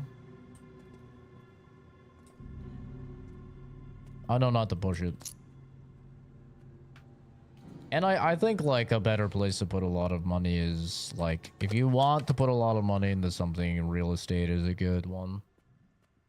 Borrow against, never take out. If you made 100 on a stock, instead of going to the bank and borrow against that, you keep rising, keep borrowing. I don't really bother with any of that. I play things very simple. I just sold my third house. I made it over 400 grand last year. I'm set, bro.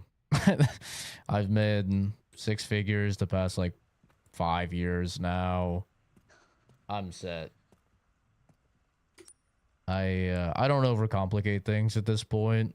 Like at this point with my monthly expenses and stuff, genuinely I could quit my job and not work for, honestly, hard to say, like easily 30 years, 40 years. Doesn't really make sense for me to do that, and I have no desire to do that because I do enjoy my job and does have a positive impact on the community, but yeah. Rich person alert. I wouldn't consider myself rich. I would say I'm upper middle class.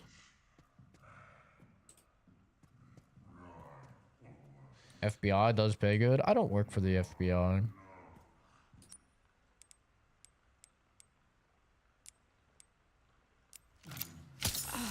I work for a pharmaceutical company.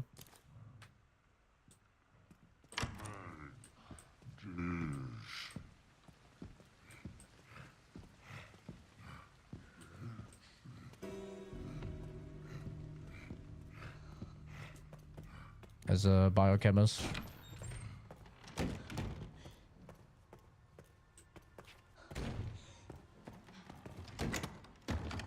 But, I mean, yeah, I can't complain about the pay. The pay is good. Didn't I say I did forensics for the FBI for that Las Vegas thing? No, I was doing a forensics internship with Las Vegas Metropolitan Police Department when the Las Vegas massacre happened, which the FBI came and took over the case and worked on. And that's when I met the people in the FBI. I never worked for the FBI. Now, that requires not only like a master's, usually, if not like a doctorate, but also you need to, I think the guy told me, I mean, this is like forever ago, this is like 2018, but I think the guy told me you need a minimum of like 8 to 10 years just working in forensics if you want to work FBI forensics. if you want to transfer over to FBI. Like it was quite a lot of time that you have to invest. But forensics is just a shit job. Like there's no way around it. Forensics is a shit job. Like for the degree that you need to work for forensics, it's just really bad. So all I did was a 2-term internship, which was about like 6 months.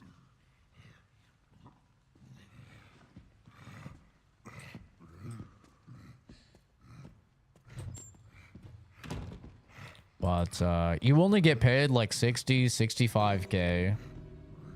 You're always on call. So like if there's a fucking homicide or something at like 2 a.m. and you just got off at like 10 p.m., then you have to come in. It's salary, so it's like you're not paid overtime or anything like that.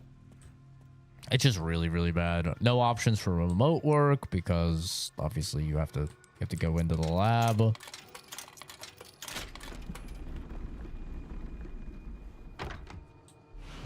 So it's just not, it's not it, bro. It's not a job that I ever recommend for anyone. Which sucks because it is very like interesting and compelling work. Uh-oh.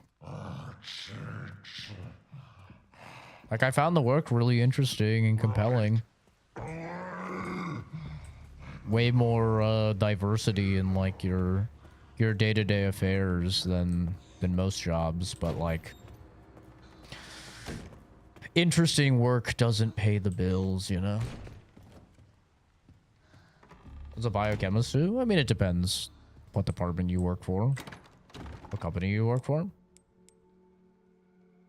Oh, my job right now? Right now I work for a company that develops animal food and medicine, like recipes, and I work with their outreach program, which is essentially like a charity for the company to have tax write-offs. It's a department of like 10 people, and we assist veterinary clinics and shelters across the United States with their lab work to help alleviate workload for some of the overstressed clinics and shelters across the country and help lower the amount of pets and animals and stuff that are put down due to overflow. So it's pretty noble work, I would say, and it's enjoyable. Feel as if, you know, you're making a difference. I'm debating if I should save. Ink ribbon. Okay, it's blood and an empty thing. Okay. All right, that's not too bad actually.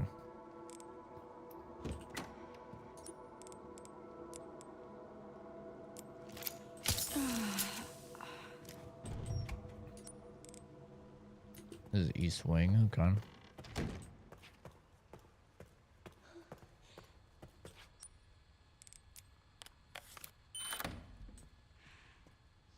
I can never watch an animal commercial without crying. Yeah, dude, it's really sad. Like our department saves, like each of us saves about like 1,000 animals every year, so it's about like 10,000 animals saved. But that's like nothing in the grand scheme of things because just in the United States alone, it's like over 650,000 animals are put down every single year. Just due to overflow and like shelters being unable to care for them. Things going undiagnosed because maybe they don't have, you know, laboratory scientists in the area. Like a lot of those small like veterinary clinics, for example, like they'll only have a scientist on payroll for like a couple days out of the week.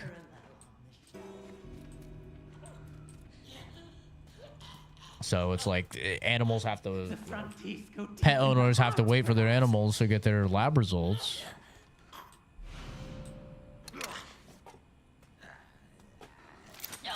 And who knows? I mean, if it's a big deal, if it's like an emergency or something, like maybe those days are a really big deal. Oh my god, I stopped at the perfect time. Holy. Wait, did he die? Oh, hell yeah. That actually worked out perfect. I had one hit left on the knife so I could turn it into scrap, and he died. You can't ask for a better outcome than that.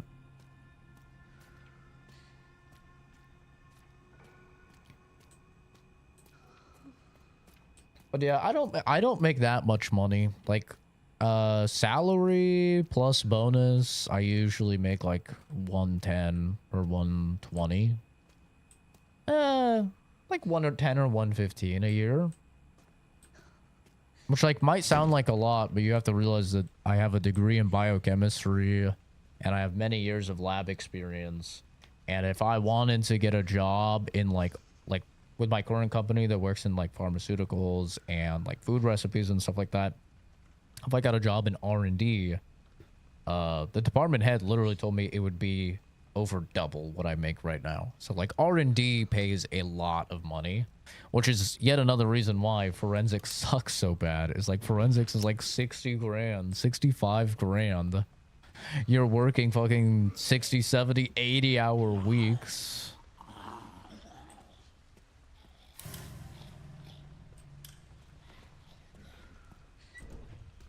It's terrible. Like, I only work like 50 hours a week on average. Like, it's really not that bad. I mean, that might sound like a lot to some people. Like, if you work, you know, if you work hourly, then you're probably like working 40. But, I mean, you know, it's really not that bad. Especially because it's remote. This might be useful.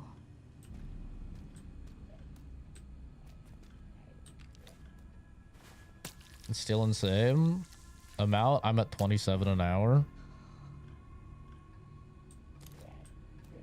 I don't know what I'm at an hour because like I said, it's so very, like, the thing with salary is it's almost impossible to narrow down what it is per hour because like some weeks you'll work like 25 hours, some weeks you'll work 70 hours, you know. It's like impossible to really narrow it down.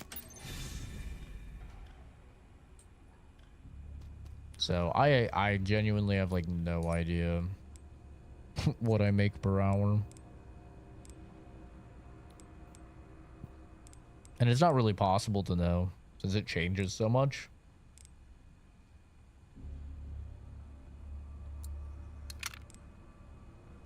I don't know if I like salary or not. Salary, I think salary varies way, way more than hourly because it all depends on like how chill your boss is and how demanding your, you know, your environment is. Like, is the general rule of thumb when it comes to salary, and this was something that really put it into perspective for me, is that you're almost always going to work more than 40 hours a week. Because if you were going to work less than 40 hours a week, it would be cheaper for your employer to pay you hourly, right? The only reason you're paid salary is because it's cheaper to do so because it's going to be demanding a lot of like overtime and stuff and they'd be paying you out the wazoo. So once you like kind of understand that and you go into it and expecting like that you're going to be working, you know, probably over 40 hours, 50 hours. It's not that bad, I don't think. But like I work on the weekend, for example. And like to some people, that's like a no-go. Like, like to some people, they're like, yo, there's no way I'm working on the weekend. I work 7 days a week. You know, I work, 8 hours, typically about 8 hours Monday through Friday, and then I work 5 hours on Saturday and Sunday. But like some people, you know, are like, there's no way. Those are my God-given rights, brother. I ain't working fucking weekend. You can kiss my ass. My phone is off. I ain't coming in, you know. So like That is what it is. But like I said, it depends on your, like your workload. It depends on, oftentimes salary depends how good you are as well. Like it's not unheard of. I've worked places when I worked as a medical laboratory scientist. I worked and I would only work like 20 hours some weeks.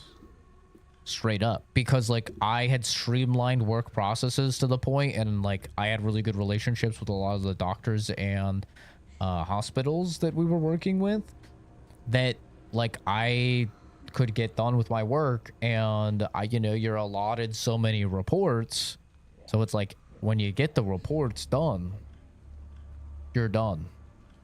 So that was really, really nice.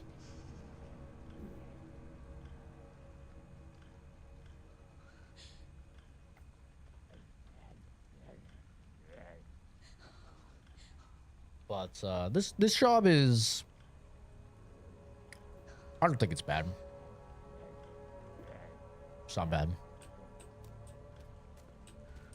All things considered, I think it's like pretty chill.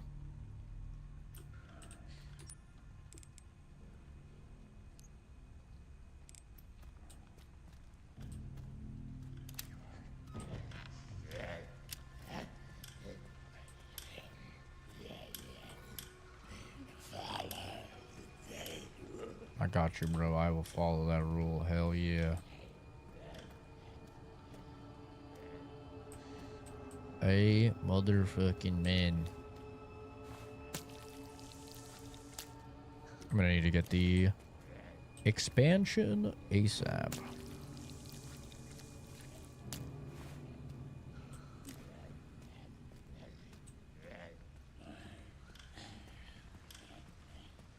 When I'm drinking is one of them. Ah, shit. W.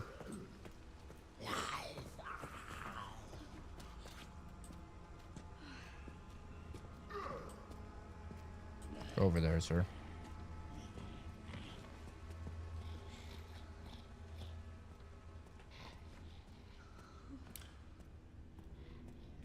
I got a goddamn canker sore in my mouth. Shit hurts like hell. I just discovered it. That means I'm gonna be tongue punching it.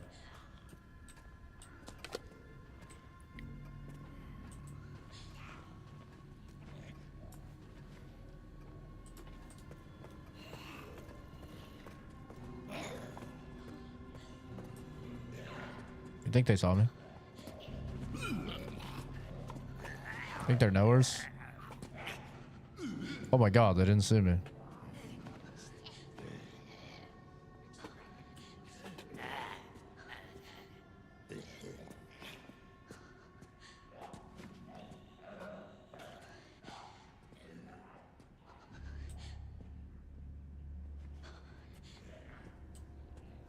Okay.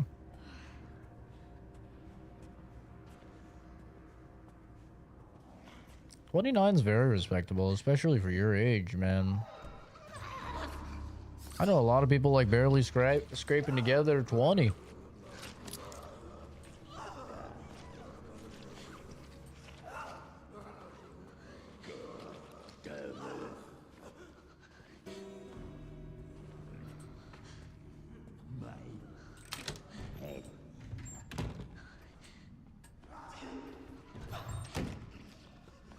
I mean, obviously depends on like the state that you live.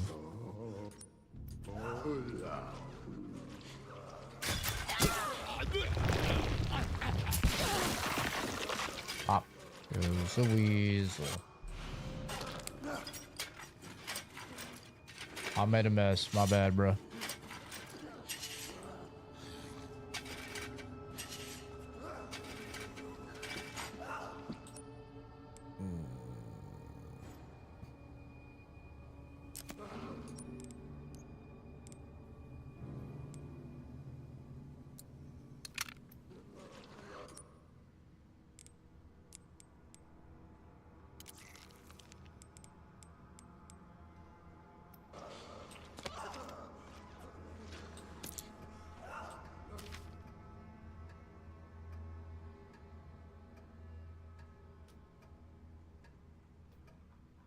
hella OT 90. Damn.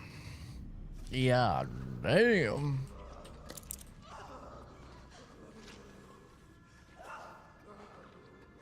Shit. I don't have the damn knife. Uh-oh.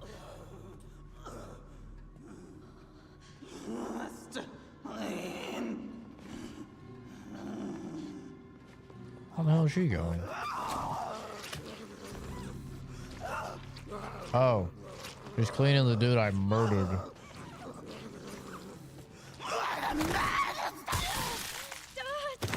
I was kind of hoping you'd let me run by, woman. I appreciate your input and all, but...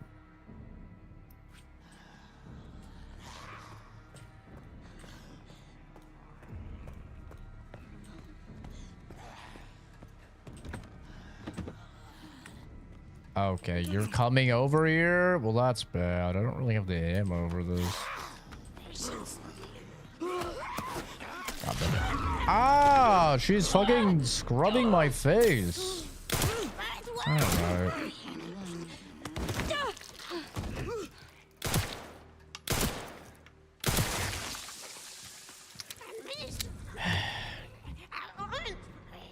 I didn't even want to fight you, bro. Straight up. I didn't want to fight you. Like, okay, I'll keep doing this.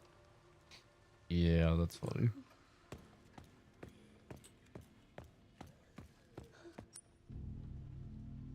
I'd like to have an ink ribbon. Maybe I'll get one up here.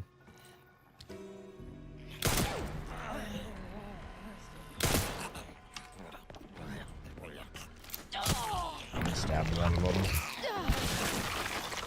Just because I don't really have the ammo to fight both. Oh, she has a knife.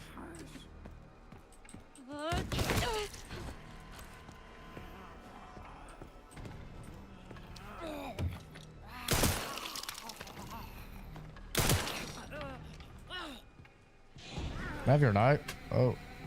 Are you still alive? I think she's still alive.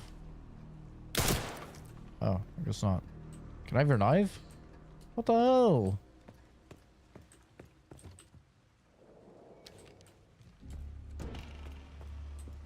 Kinda fucked up.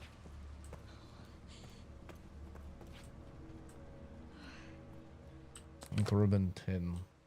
I mean, I can craft one. It's not like the end of the world.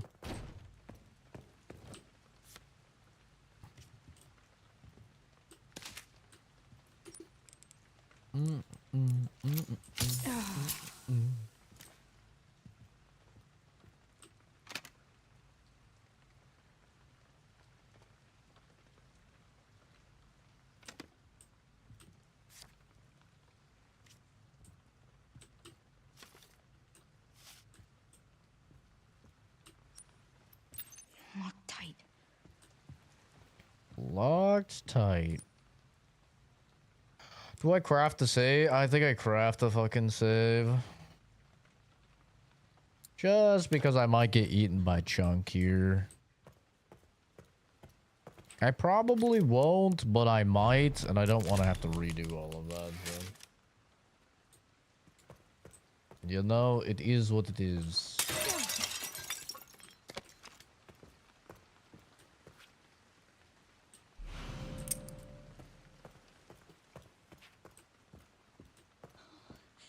All right, Chunk, go.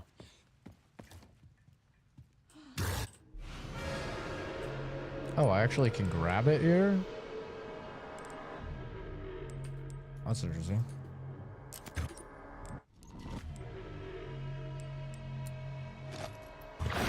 Oh, shit!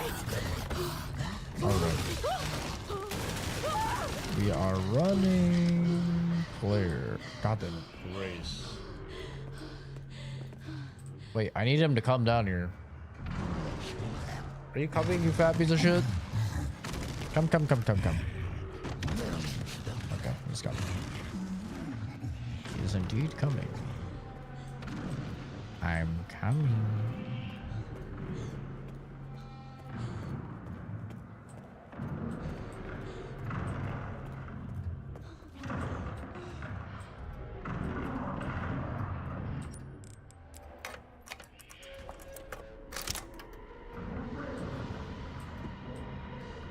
I'm not even gonna grab the rare metal because I can't really do anything with it right now.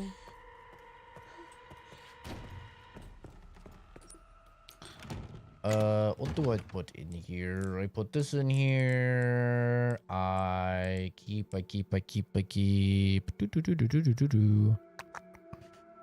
grab the knife.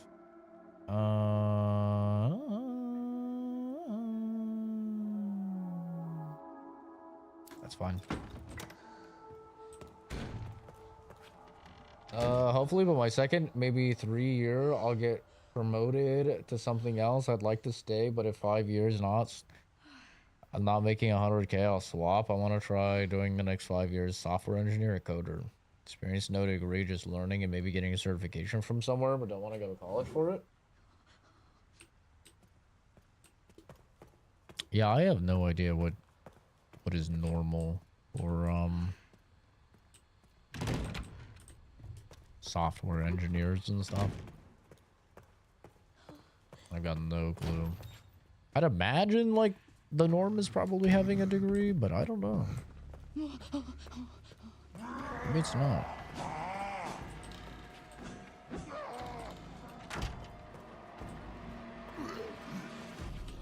Oh, bro, you're getting up right now. That is really not ideal.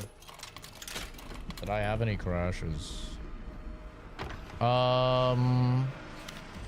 I had a crash when I very first booted up the game, but I haven't had any issues since.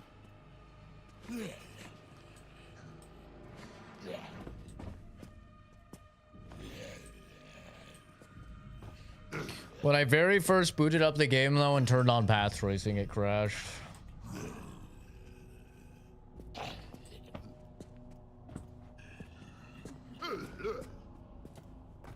Hard crash? Crash the whole PC. I mean, honestly, I feel like at this point in time, what I've been telling people is just to wait for the drivers to come out. Like, it sucks, but I would wait for the drivers. Unless they're already out. I haven't checked. But the drivers will help so much, man.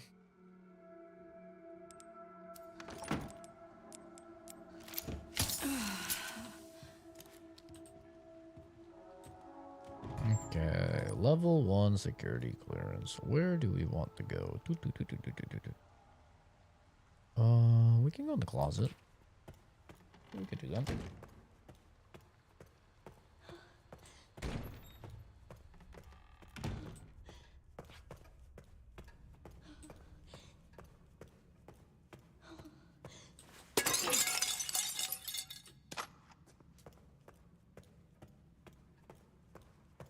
Driver? Yeah, drivers is a thing with PC gaming.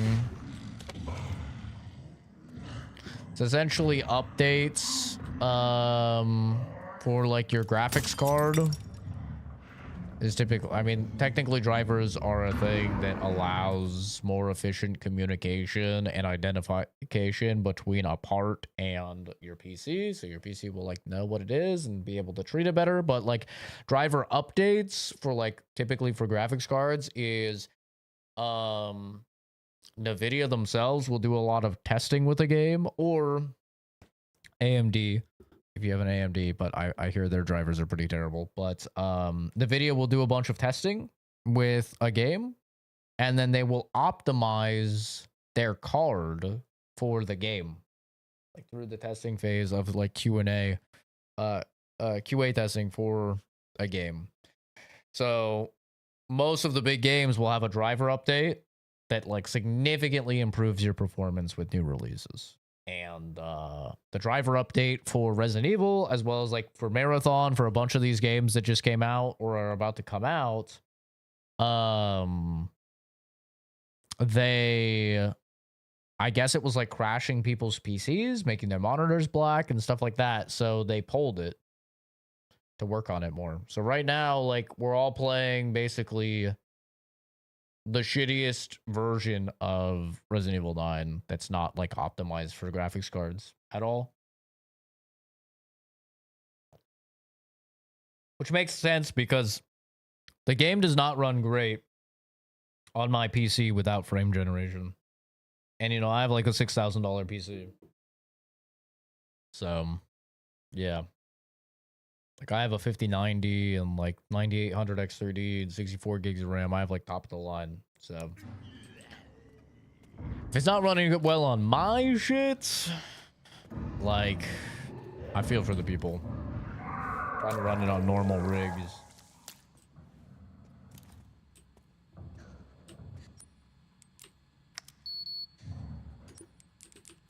It's interesting that sometimes it'll auto use and sometimes it won't.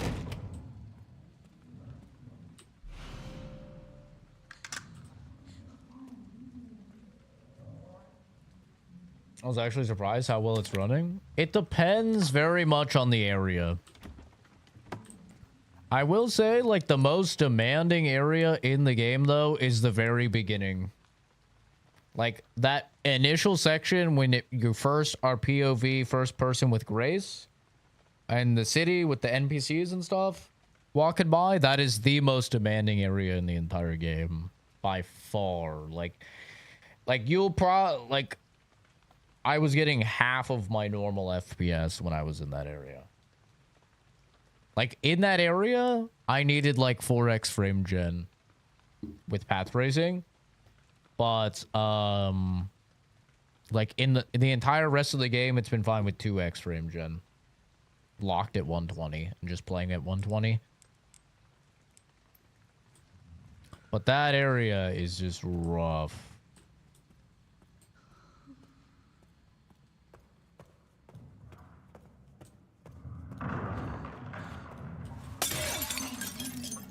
$5070 with an i9.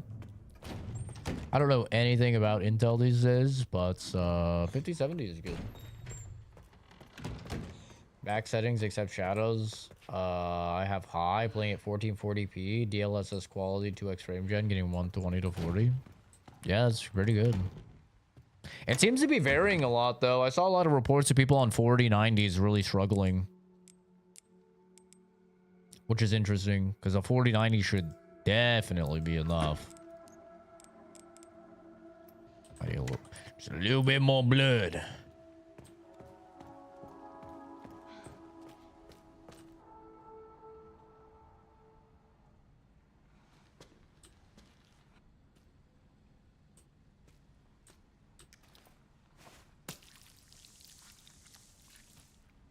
$4090 needs the drivers.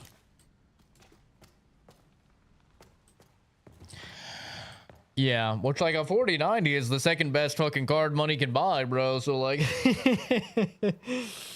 pretty interesting.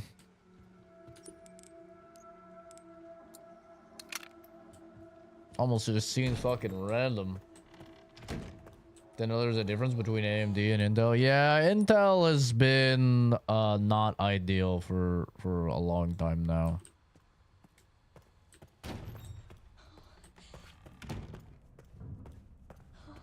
They've just kind of lost. They have less games partnered with them than ever before, which is a big thing, by the way. Like, if you ever hear somebody say that it's not a big deal, like, just know you cannot trust that person's opinion, because it is a big deal. Like, people have so much copium about it, but it is just an objective fact that when a game has a partnership, okay, Chunk, please. When a game has a partnership with a company and they're like exclusively testing with the company and stuff, it is just an objective fact that all of the products that we've seen over time tend to have the correlation that they just run better on that. And way more games are partnering with AMD now, just like AMD for CPUs and NVIDIA for graphics cards. So that's like typically why a lot of people run with it, is AMD CPUs, especially like the X3D CPUs are just insane at gaming. What's the equivalent to an i9? I mean, I don't really know, because like the i9 is the productivity model. At least it used to be. I haven't followed Intel in literally since I built my last Intel PC in 2015. So it's been like 11 years. So my info could be totally wrong, but what I remember was like i3 was the very basics. i5 was like basically the everyman's. It was for PC. i7 was like more for overclocking and mixing productivity in PC gaming, and i9 was more focused on the productivity side of things. That's how it used to be. I don't know if that's still how it is, but so like by that logic, it would be equivalent to like a Ryzen 9 and like the 9000 series for the Ryzens.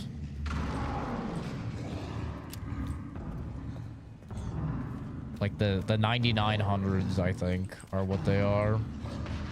I don't know. I don't really look into productivity because I don't do a lot of productivity on my PC. I just game.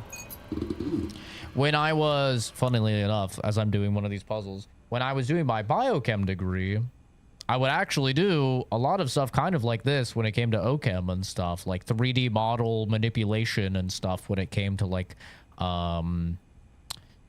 putting together like a good one is retrograde synthesis, or whenever you're trying to like figure out all of the bonds in a molecule and how everything's put together. I'd use a lot of like 3D manipulation technology, and then when I did that, I was actually using my PC for like way more. But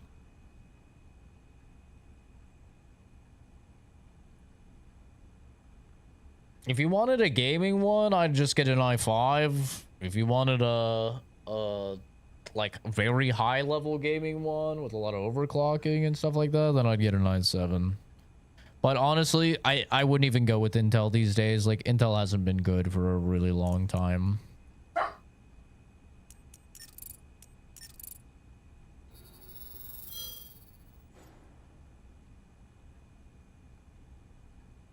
What would I get? Well, right now, it depends, like, on your price, honestly. There's so many factors in it. It depends on, like, how much you want to spend. It depends what type of games you're going to play. It depends what type of frame rates and graphics you want to see. It depends, like, what else you're planning on doing on the PC. But I would tell, like, the average Joe that just wants to play games and, like, have way better than console performance and stuff, I'd say stick with DDR4 because it's much cheaper than DDR5 right now, which means you're going to be on AM4 instead of AM5 for your motherboard. I'd say go with 32 gigs of DDR4 RAM, just like your standard like 3600 megahertz. And I would say, you know, a card like a 5070 would be like really, really solid. If you can get a 5070 with like 16 gigs of VRAM, like, I don't know what I don't really look at. Okay, I don't want this to sound bad. I don't mean this in any bad or disparaging way, but I don't really look at the lower end stuff, so I don't really know like what a 5070 has. But like, when it comes to graphics cards, I wouldn't get anything in today's day and age under 16 gigs of VRAM. There's too many things that use like 16 gigs of VRAM. So like, I don't know if you have to get a 5070 or a 5070 Ti, but I would keep it at around 16. 12 would be like the bare minimum. Do not get an 8 gigabyte GPU in 2026. That is like a death sentence if you want to do modern gaming. But yeah, I would stick with like probably like a 5070 if they have like a 16 gig version, or a 5070 Ti, which I know they have a 16 gig version. And then or you could do the 4000 series as well. You could get like a 4080 or a 4070 Ti Super if you can get like a good deal on those. Like, the 4000 series still owns. The only difference between the 4000 and the 5000 series is 4000 doesn't have multi-frame gen. 5000 does. So, you know, multi-frame gen is really nice. if it's a game that runs like ass. But like 4000 series cards are still really good. And then I would go with probably a like 5800 a Ryzen, I think it's Ryzen 7 or Ryzen 5 5800 X3D or a 7800 X3D. And like all in all, that build would probably cost, that build will allow you to play every single video game that exists in 1440p, 120 FPS with all the settings all like maxed out, except like maybe not having path tracing and maybe not having ray tracing maxed out, but everything else maxed out that PC would allow you to do, and it would probably be about 14 or 1500.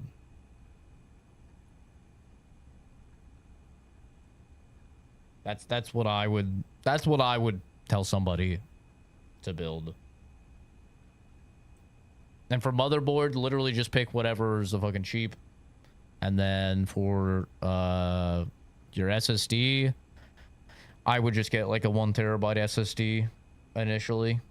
Most people don't play that many games. Like a terabyte is usually fine for most people.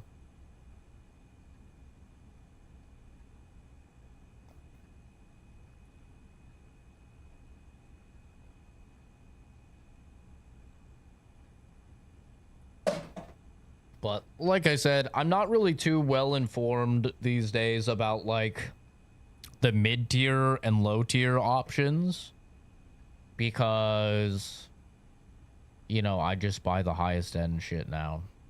So I don't even really bother looking at it.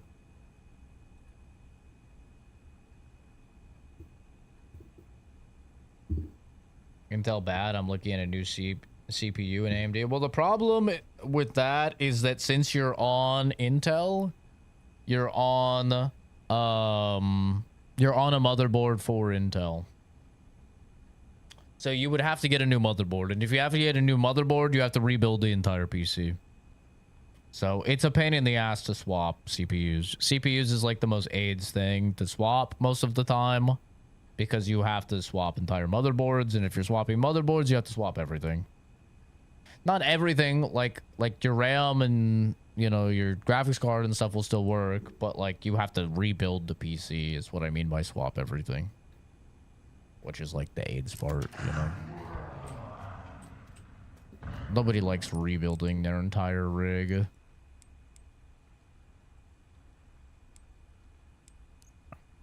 That is like the thing that has put me off so many times from doing like CPU upgrades and stuff like that over the years, is I'm just like, I don't want to deal with all that, man.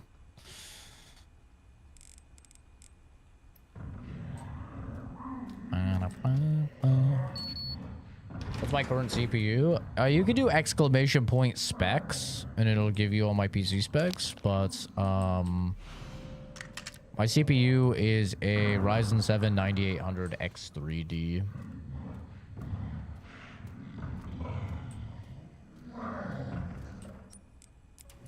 Very good CPU.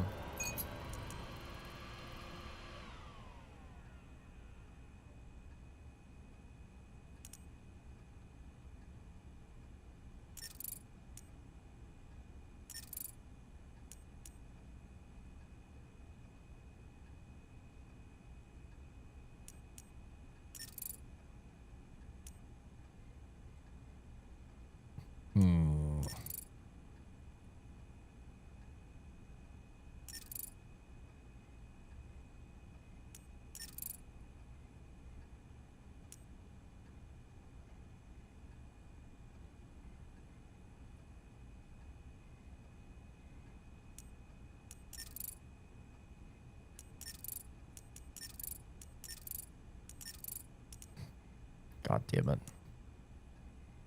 I'm getting jebaited. Okay, minimum steps of 4.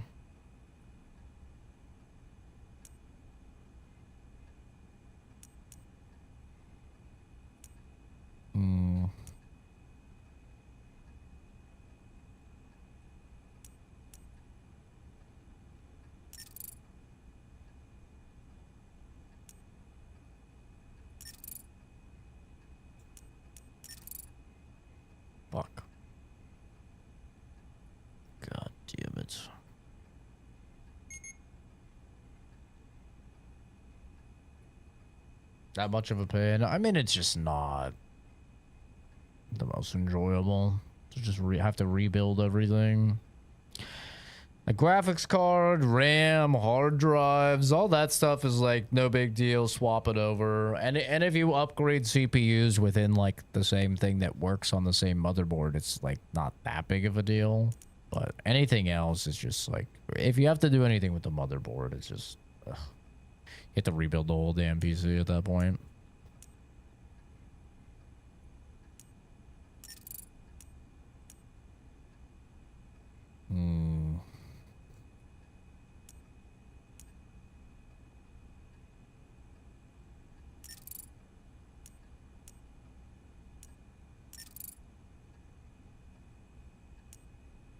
God damn it.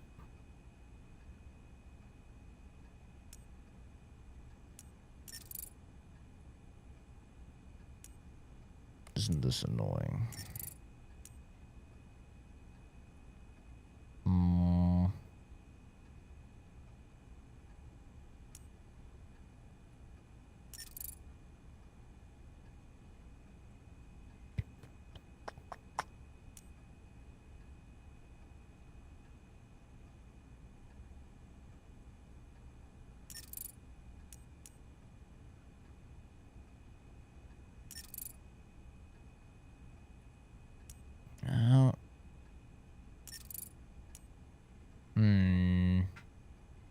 Figured this out randomly by clicking last time.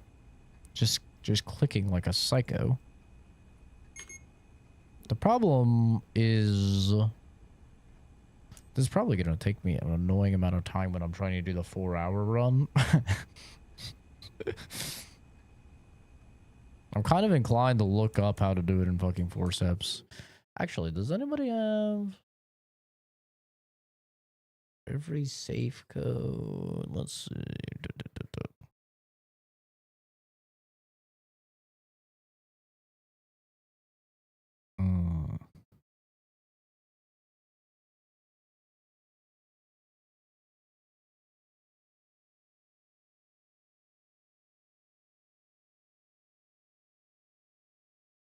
Okay.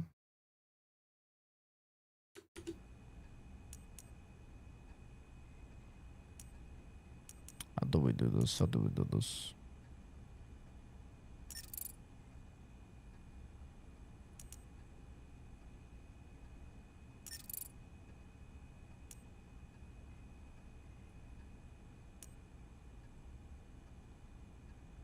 That'll activate it though.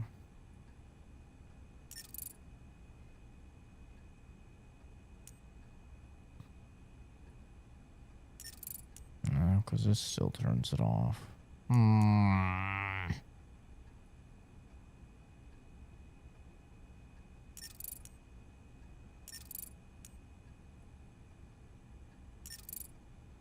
God damn it. I'm left with either this one, or this one. Every time.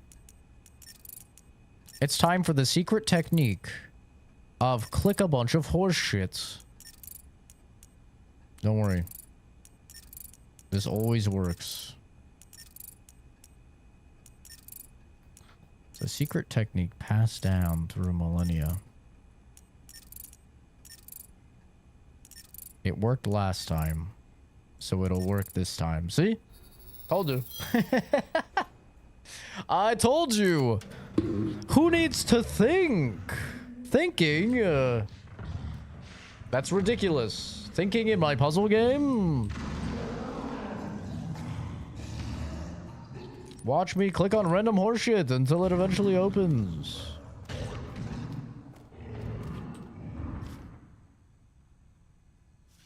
Is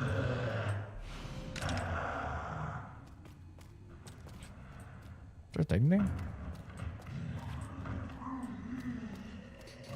They made me pull out the secret technique to click a bunch of horse shit no jutsu. Do I want the ammo? Yeah, I'll take the ammo. Ammo's not bad.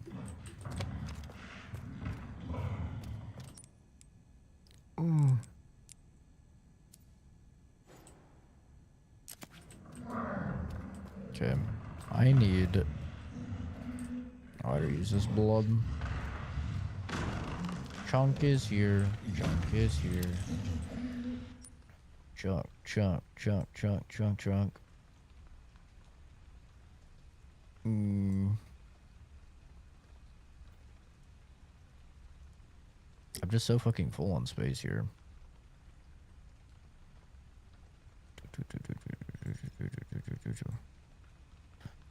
Oh yeah, the filing room. Simple lock. Okay.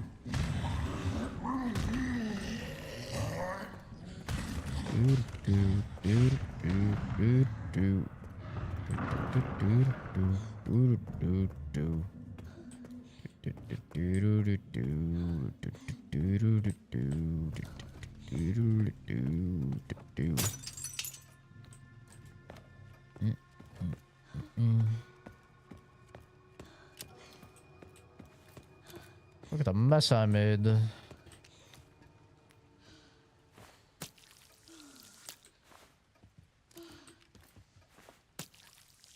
Surprised she's not getting up. It is indeed the game of clicking. Alright, I'm probably going to take a lot of damage in this section.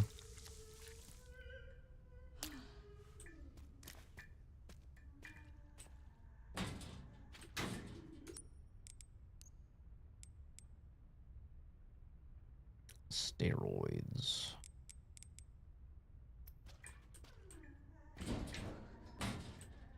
I have no idea how much damage you actually get from stabilizer, but stabilizer just seems like the better option.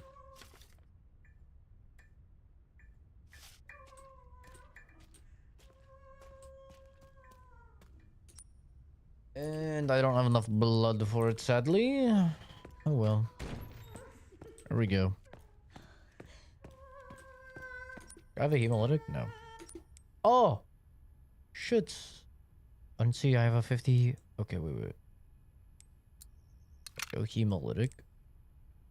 How much blood do I have? 60. Still not enough. It's fine.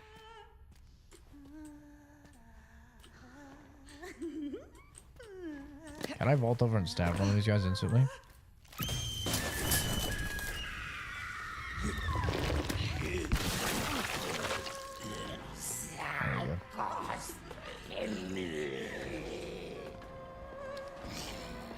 What the?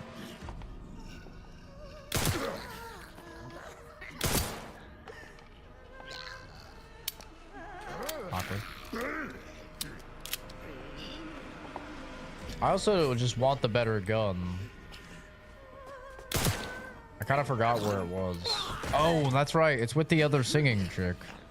I totally forgot.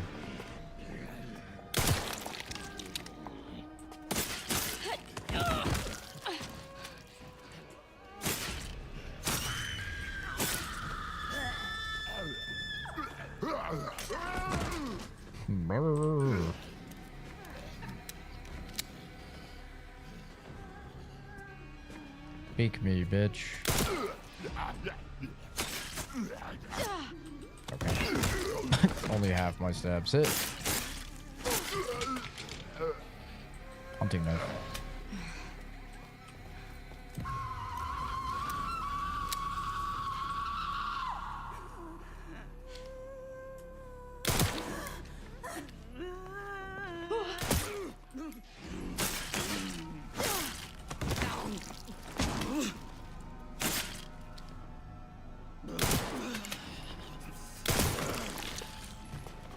Oh, you're still alive.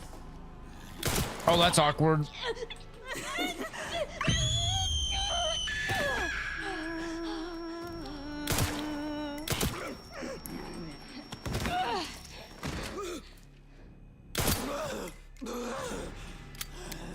Wait, no. No. Fuck. I was trying to cancel that reload so I could go get the better weapon. Whatever.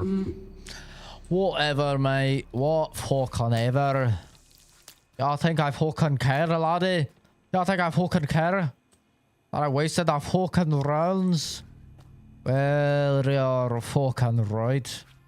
I'm kind of fucking pissed about it. It's a little annoying. Mildly inconvenient, I'll say. Take this. Stabilizer. Did I break my knife? Ah, motherfucker, I broke it accidentally. I thought I could get one more stab out of it. I was wrong.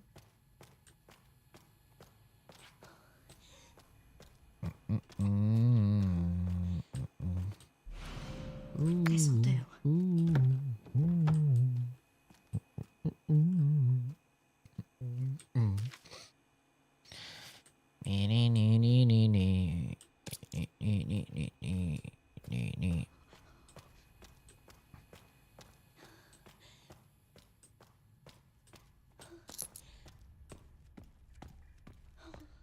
I think it's Leon time, right? Pretty sure.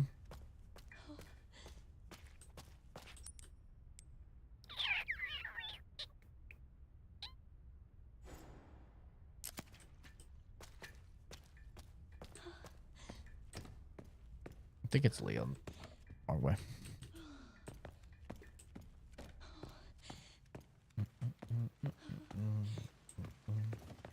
I did see apparently they're coming out with a 5090 Ti, which I'll have to see if that's meaningfully better, because if so, I'll pick it up, but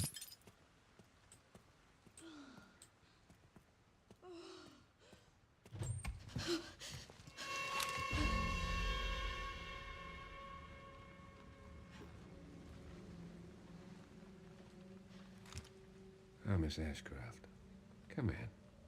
I won't harm you. I was just looking for Dr. Richardson. Why did you kidnap me? Kidnap you? I liberated you. Who are you? I liberated you. Forgive me. Dr. Victor Gideon. That's funny, white boy. I run this center. It took forever to find you. Everyone got my hopes up when they wrote all those articles about how the 5090 is going to be $5 grand in 2026. And I was like, hell yeah. I can't wait to sell my 5090 for $5 fucking grand. That still hasn't happened. When does that happen? Because I would sell my 5090 in a second if someone was actually buying them for $5 grand. That's insane. But yeah, they're still only like 2300. I'm like, all right, well, those were a bunch of fucking fake reports. But no, I always sell my old component when I buy a new component. You're not like other people, you know. You're quite unique. Through you, Elpis can finally be set free. Why me?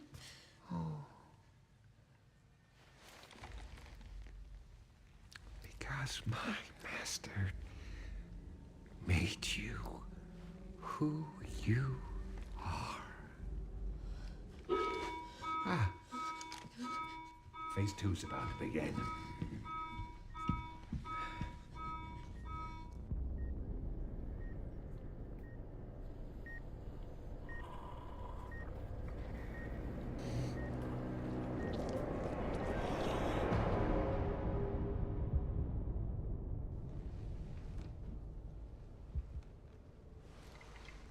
Would you like to see what's hidden under the hood?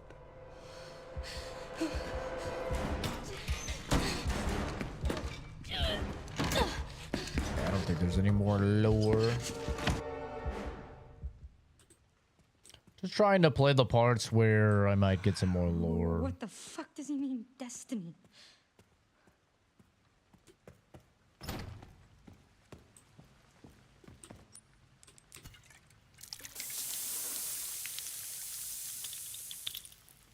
Some strong fucking acid to eat that though, so quick.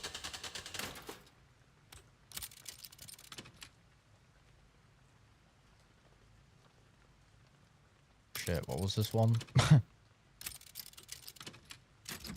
there's a reset button.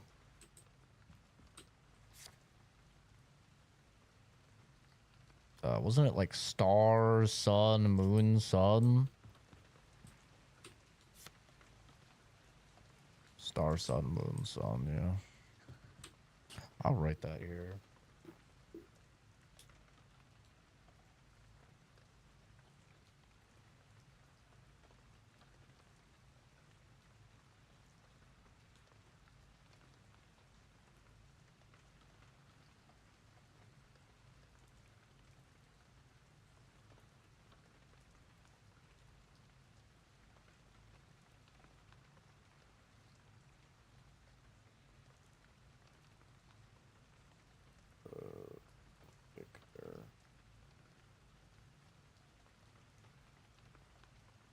I'm just writing them down because there's a challenge for beating the game under 4 hours, so I'm gonna have to like know the puzzles, you know. I can't be really spending time with the puzzles.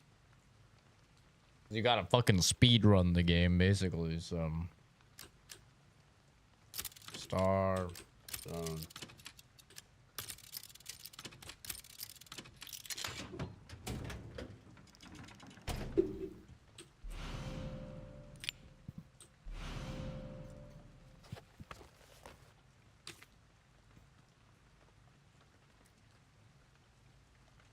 oh yeah, fucking organ transfer box. I'll write this down real quick.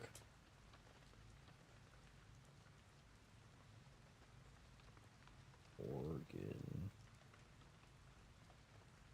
equals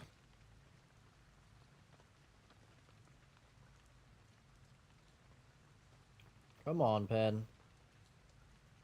Come on, pen. Work with me here.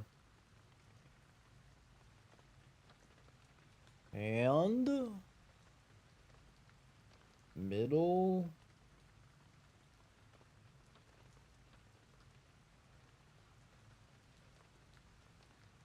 up down up up down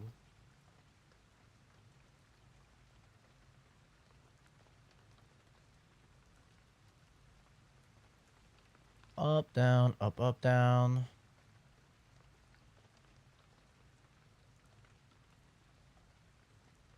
auto. All right.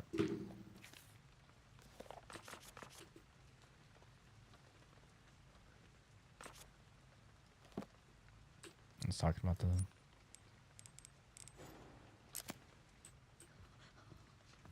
okay. Do. Do I have a ink ribbon?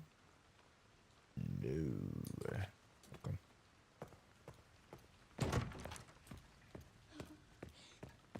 I need to kill Chunk for an achievement. So I can like make a save and then kill Chunk and then reload the save. So I'm not wasting the ammo. But I do need to kill Chunk. Where is Chunk? Chunk? Chunk is gone.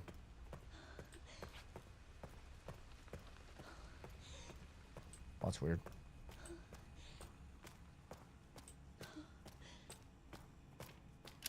You also did get this.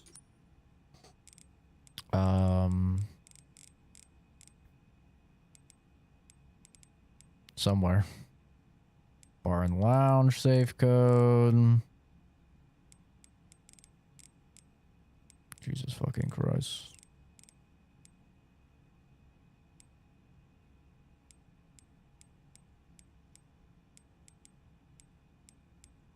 Jesus fucking Christ. Newest.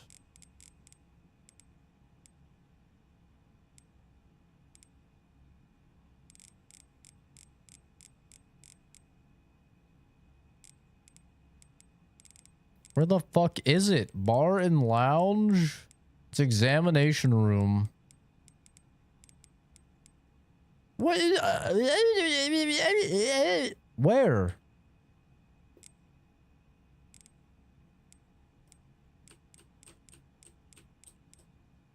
Basement.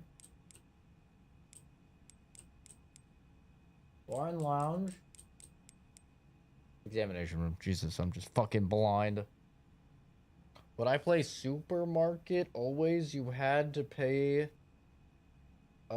taxes in the first game. In the game, it's fun. Well, I play supermarket because I get to pay taxes. I've never heard of it. There is a supermarket horror game though that I'm going to play that I didn't realize came out like a month ago. And also there's a blood, it's called Crystal, I think. There's a blood based, your guns operate on your blood or something based horror game that I'm gonna play. Also 30-10-50. God.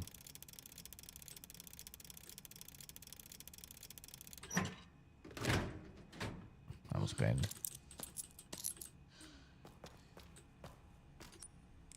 Also, I never used this because I'm stupid. I'm a stupid, dumb idiot.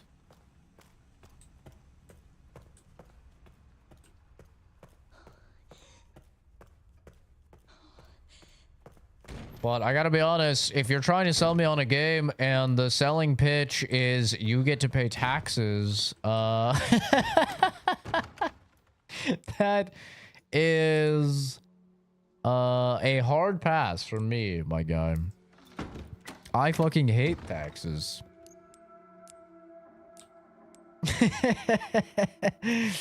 I despise taxes with every fiber of my being.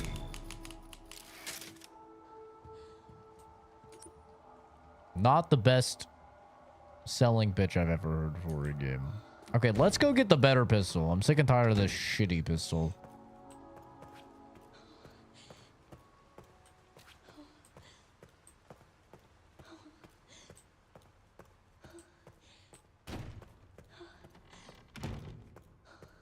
I'm sick and tired of this shit pistol. Let's start a tax revolt? Oh, dude. That'd be peak. Actually, I don't think I'm allowed to say that on Twitch at least. I don't think I'm allowed to, like, encourage government overthrowing. That would be terrible. I would hate that. I love the government. And I am so happy to pay them. No one should do anything to the government official. That might actually be crossing a line. Maybe. I don't know. Who knows these days, you know? It's just a bit, bro. Come on, guys. It's just a bit. I'm gonna get the hemolytic and stab the fuck out of the singer because I don't want to deal with her and she annoys me and I hate her. I don't have scrap. I'll turn the knife into scrap. Fuck it. I will 100% sacrifice the knife.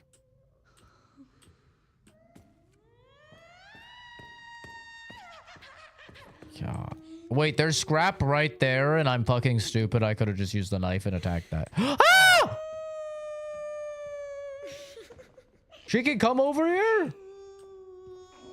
Since when? Oh my God. She heard me talking shit, bro. She said, square up.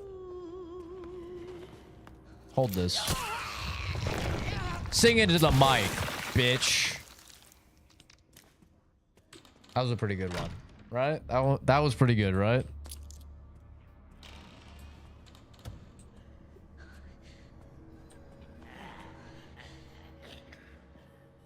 Yeah.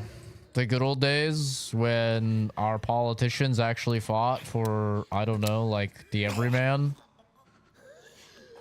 They were one of us. When it was actually like properly appointed and we didn't have like a fucking...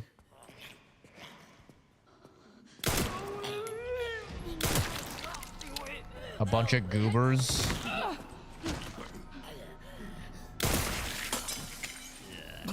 Damn. Uh-oh.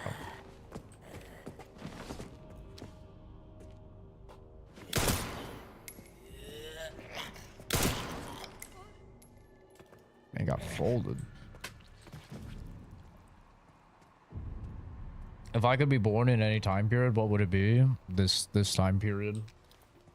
Listen, we all talk a bunch of shit, but like objectively speaking, we live in the greatest time to be alive.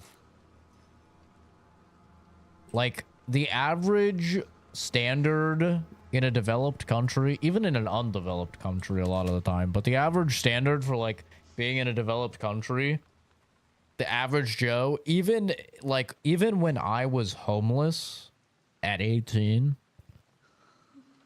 was better than being back in like fucking medieval times, where like you got a cut and then you just were like basically guaranteed to die because it was going to get infected and we didn't have any type of medicine back then. Like, dude, we used to think that people were just made up of different biles and you could solve things by just draining a different type of bile from someone or giving them a different type of bile in order to like mix their black bile and their red bile and their yellow bile. Like, we were fucking retarded. We were just straight up retarded back then. If I could visit any time period, I would like to like kick it with Jesus. I'd like to go back and meet Jesus and talk to Jesus. I think that would be the play. Like, if I could go, because, like, we know Jesus is a real person, right? Everything else is, like, you know, depends on your beliefs. But, like, we know Jesus was a real dude. I'd like to go back and talk to him. If I go up to Jesus and, like, start speaking to him, and then he doesn't understand me because he wouldn't speak English, like, if he's just a normal dude, well, then I know, like, a lot of the Bible and stuff is, like, cap, right? Because, like, he should be a knower. You know, and he should be like, yo, you're not supposed to be here, bro. Get the fuck out of here. So that would help clear up a lot. You know? But if I, like, show up and I'm like, hey, dude, you're Jesus. Like, it's me, you know me? And he's just like, blah, blah, blah, blah, blah, blah. You know, in, like, whatever tongue he would speak. Like, canonically. Then I'm like, okay. At least some of this story is a little scuffed. But I'd like to see, like, if he gets fucking actually... And then he actually fucking just, like, comes back after a few days and stuff. 10/80/30. I think that would be very illuminating. I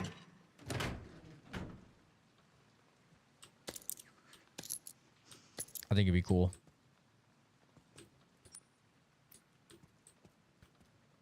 I'm not even a religious guy. I just think it would be, like, really fucking sick. This is mine.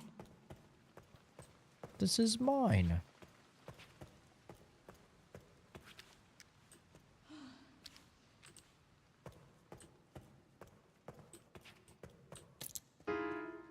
Ding. Not how pianos work, by the way. It's not how pianos work.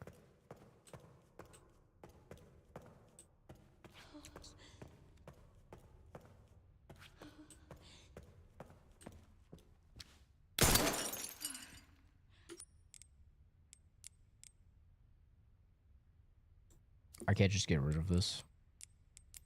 I'll just use this then.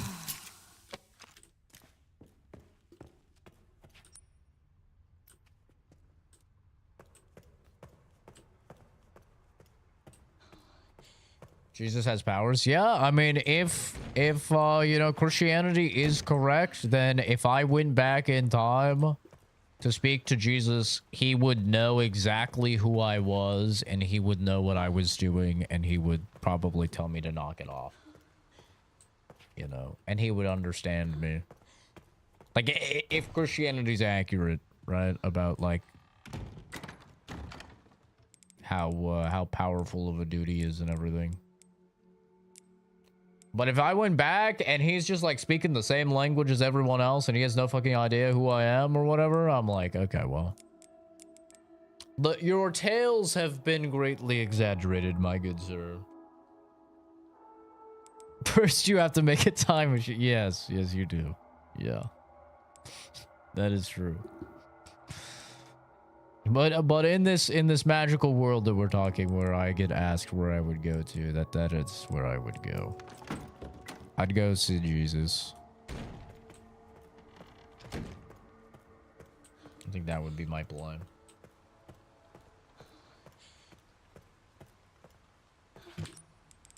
You want to find dinosaurs? I'd be worried I'd get eaten.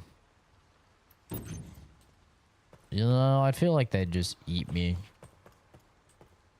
It would be cool to see like what dinosaurs actually look like, though. That would be cool. But I think they would just fuck me up. Oh, do I not? I don't have... Oh. Okay. Well, that's my bad. I could have sworn I had a lockpicking kit. Wrong way. Oh, the lock... I remember. The lockpicking kit is... Either way. I'm trying to remember what this guy drops when you kill him. He does drop something. I just don't remember what. What the fuck? Who are you and why are you here?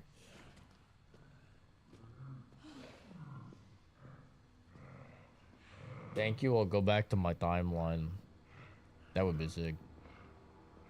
The sound of millions of dinosaurs screaming. Crazy to experience. It would.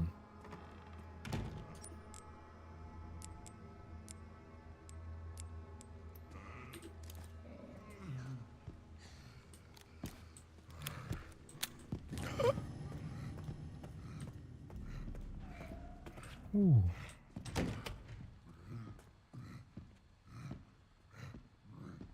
Chunk. Chunk. If I have a hemolytic, I could just stab him. I should make one. I need more blood. Hey bro, how's it going? I need to close the door. Can you come over here? I really need to close the door. Open the door. Close the door. Okay. Ah, you fucking piece of shit. Damn, you're quick, bro. Jesus. Look at him smiling like a little fucking creep. Hammer cream. I'm a weirdo. What the hell am I doing here? 100-ton mammoth is walking around. There's just too many things that could kill me. That would be my main worry. Like doing any type of time travel is like, I don't want to die. So I'm not like all these fucking Gen Z kids that are always talking about how they want to die, okay?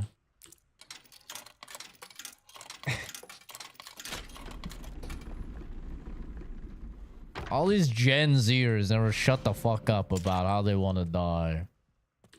Well, you know, my boy Johnny Silverhand had a little saying. Put the iron in your mouth and pull the trigger.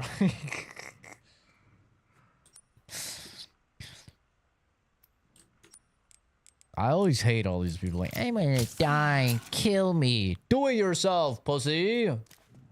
Get on with it. Oh!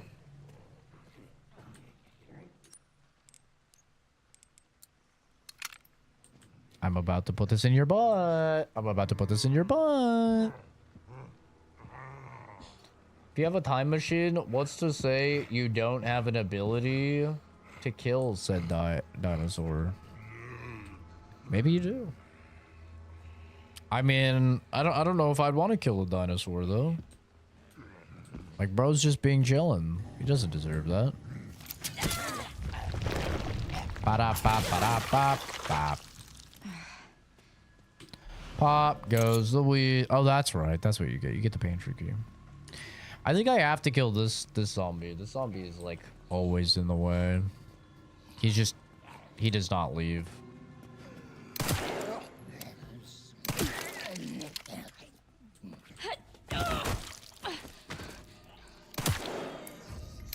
I will be so excited when somebody confirms, like somebody in the community confirms or denies if this game has the Resident Evil 2, you'd have a higher chance for a crit when the gun readies or not. I will be so excited when that happens.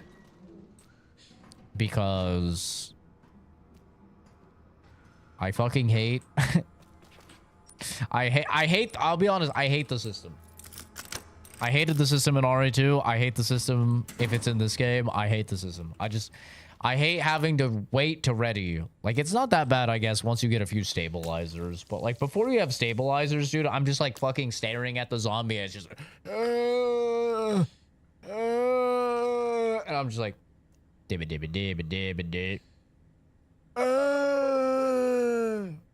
Dibba dibba dibba dibba dib. Oh, it's finally accurate. I get to shoot once. You get to repeat the fucking process over and over.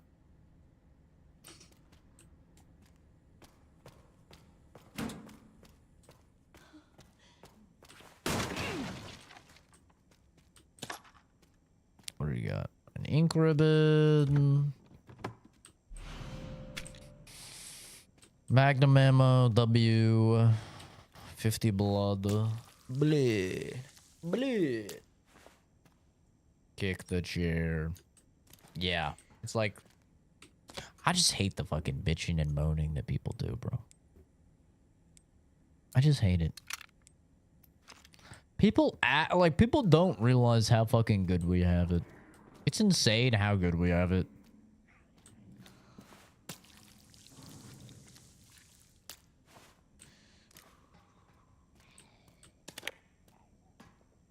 Like, imagine you're trying to build a cabin, so you're handling wood. Ah! What are you doing in here? Go away. Shoo. Shoo, go. All right, go turn off the lights. Go. Thank you. But imagine, like, you're trying to build a house. So you're chopping down some trees. Uh-oh. You're handling the wood. You get a splinter. Guess what that means? It's gonna get infected and you're gonna have to, like, chop off that fucking finger. And then you're probably still gonna die because if you're lucky, maybe they'll cauterize the wound with fire. And then guess what? It's still gonna be a raw, like, a cauterized wound that's probably still gonna get infected. Because you have no vaccines, you have no antibiotics, and you're just dead.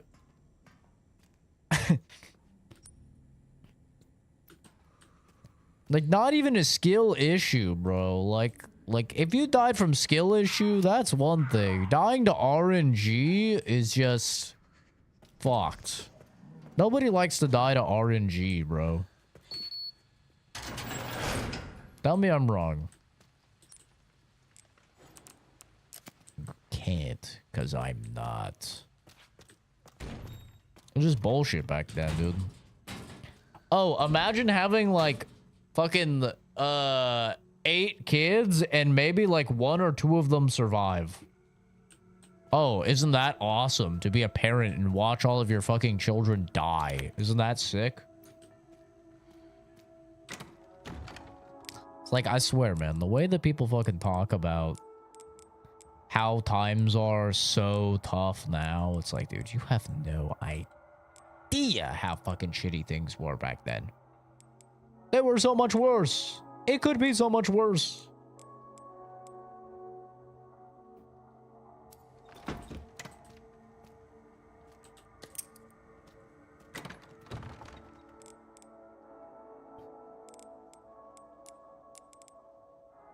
Zombies sound like an old man screaming. True. Yeah. I can hear that.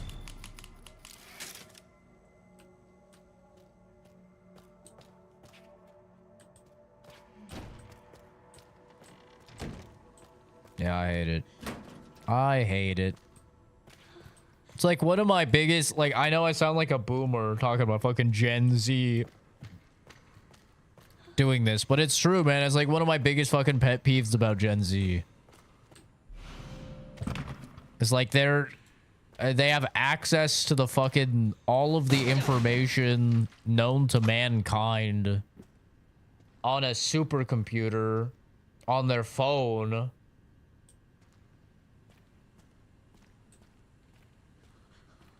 And it's like, you know, in their pocket 24/7 at all times. And then they're gonna be like, oh my god, bro, life is so hard. It's just so hard. It's so impossible. How do people do insanity mode? I just wanted infinite ammo, but this shit's impossible. I don't know. I haven't tried it yet. I'm doing classic now. I'll try it after. I mean, if it's like Village of Shadows mode... Give me a fucking break. If it's like Village of Shadows, then it is a mode specifically designed for, like, not doing on a new game, and you do it when you have a bunch of shit unlocked to make it easier. Which since this is the same team that did Resident Evil 8 and Village of Shadows... I'm gonna assume that it's like Village of Shadows. So I would do a playthrough, just do a bunch of the challenges, like do a playthrough where you like don't heal at all. And I think that gives you like 35,000 challenge points or something like that. Like, can you look at the challenges? Yeah, you can. There's, okay, so this tells you your time, which is nice. So yeah, complete the main story without using herbs or injectors. So like I would just do that, get 35,000. Easy peasy. And then unlock, you know, a bunch of the stuff to make the game like significantly easier. That's what I would do.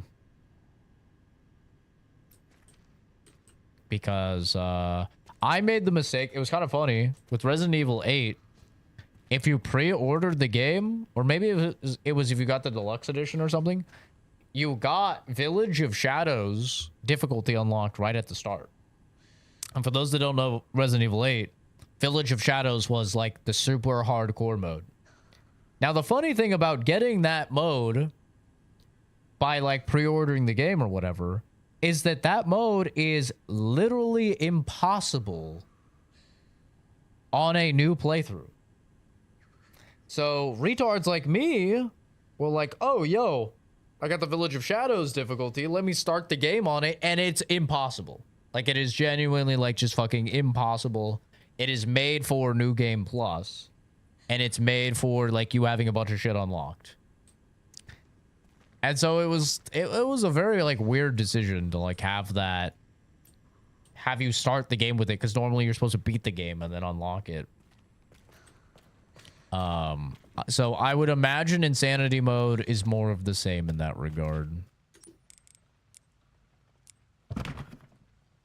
All right. I wrote down the instructions. So we have hand, middle, up, down, auto. Easy. We are doing it. Bum, bada, bum, bum, bum, bum, bum.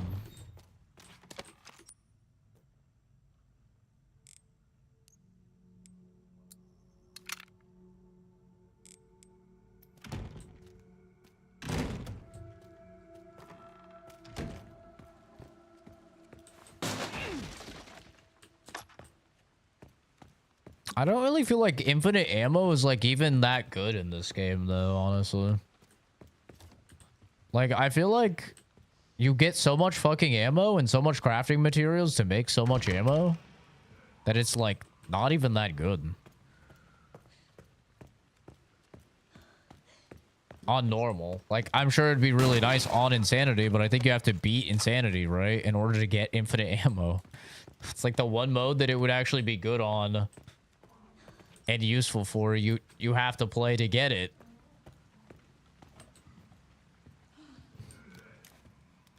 Please be respectful. We're in a quiet zone, guys. Come on now.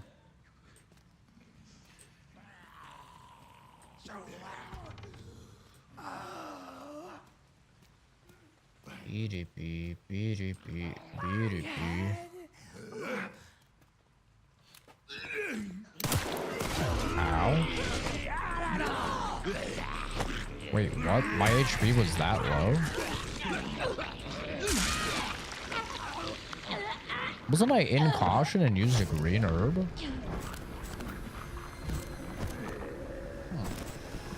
I guess I messed up.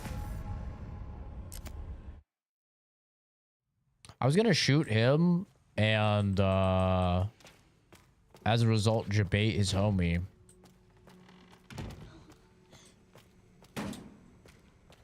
Shit ton of points for it, and I wanted it for the Requiem and the revolver. Or for the Requiem revolver.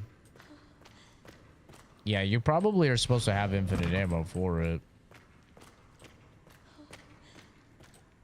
I would just do the minimalist run.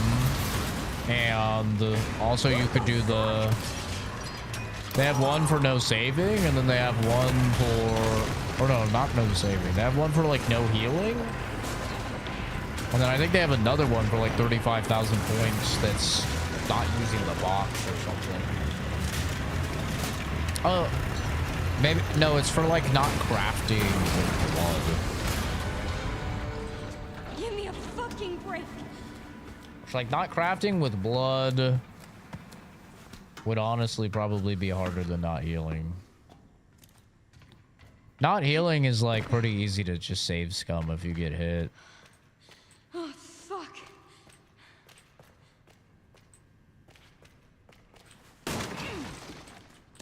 And it's like, it's not that hard to avoid hits in the game. Oh, I guess I am in caution. Alright, well, I'll just use this heroism.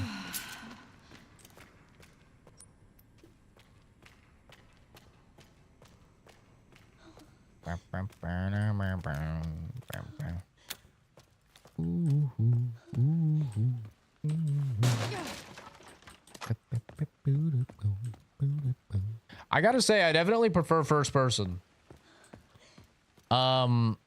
It removes all of the, like, kind of annoying character animations. Like when Grace is running away from shit and she, like, trips. It removes that. It removes the need to, like, turn. Like, this is what I was trying to explain, but it's hard to explain it in first person, but really easy to explain it in third person. If I'm running this way, and then I want to do a 180... I have to do this. See how, like, there's this, like, stop? And even if you, like, turn the camera, right? It still has it. Like, you're sprinting, it still has it. There's a little bit of, like, a delay because of the animation. In first person, that doesn't exist because they don't have to worry about the animations. So I just feel like the movement and stuff is better in first. It's my first playthrough? No. No. That's why the title of the stream says the game is beaten.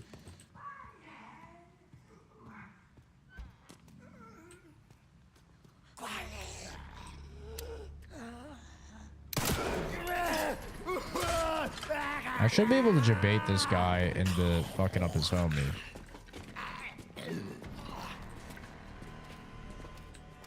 Yeah, I just hate the delay in the movement. It feels so slow.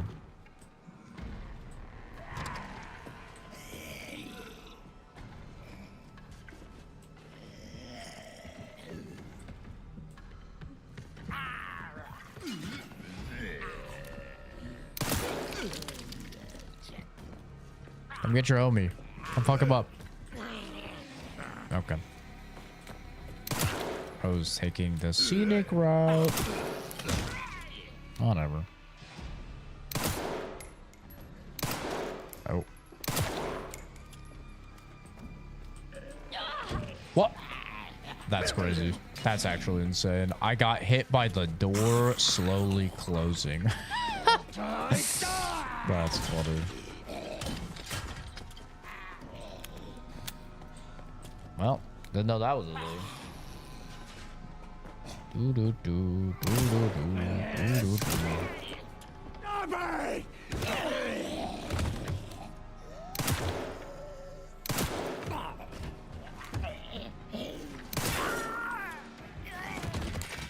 Well,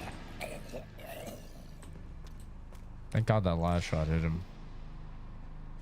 I was like, I don't think I have time to run away with the shitty little third-person animations.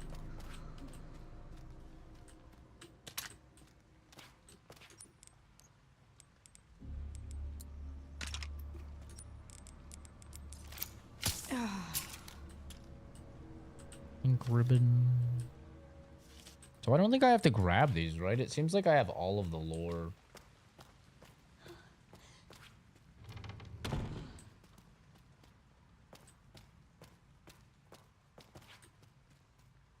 How'd I like the game? I think it's great.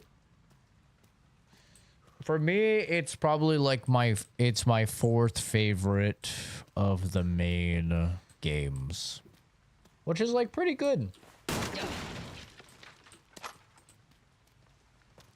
The narrative definitely leaves like a lot of things unanswered, so I'm gonna hope that they're gonna do DLC.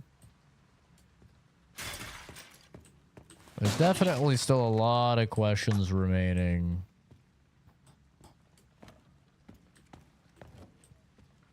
After finishing it up. Where the fuck is Chris? Why aren't Ada and Claire in the game at all? Why aren't they affected at all? Even though it seems like everybody else that was in Raccoon City was infected. So like Claire and Ada should both be infected. Same with Jill. Is Xenon Wesker? Like leaning towards no, but he's like very Wesker adjacent. Is he a Wesker clone? What is he? You know, so many like questions that did not really get answered. So hoping like some Chris Redfield DLC or something will clear things up. Like maybe Chris is with Claire and they could do a DLC where you bounce between Chris and Claire. That would be kind of cool. But yeah. Overall, I think the game is amazing. It's just, it has some like, some narrative thing. I don't like Grace at all. Like, I'll say that, like, I don't have too many, like, just flat out negatives about the game, other than I just don't like Grace. I don't think she's a good character. I don't like her. I find her annoying and whiny. I was hoping she would, like, have some meaningful character development over the course of the game, and she doesn't really at all.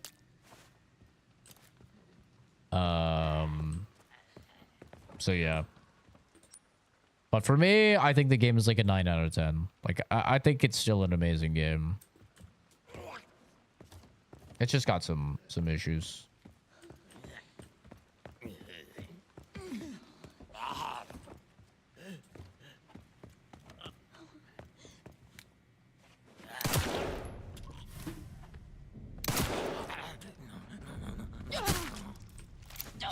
No! Yeah, you know, I should have figured it would do that, but I didn't want it to do that. I was trying to knife him a couple times before meleeing.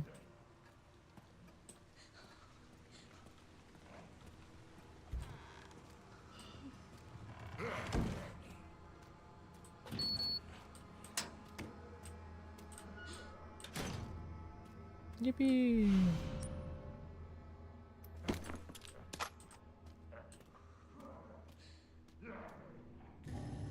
He's like right outside.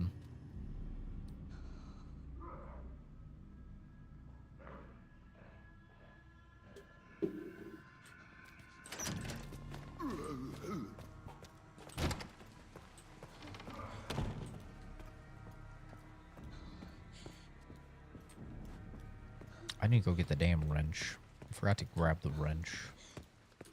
Also, I didn't open this. What was it? It was hand, what was it? Down, up, down, up, down. Oh wait, I did it in the wrong order. Oh, I guess it literally doesn't matter what order you do it in. Okay, well that's good to know.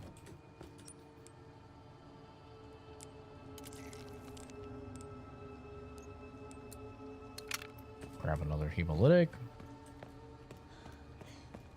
One thing I really do like about the game though is that it does it takes a lot of, I don't want to say risks. It doesn't really take risks, but it does things differently. And some of it works out and some of it doesn't, and you know, that's to kind of be expected when you're doing new things.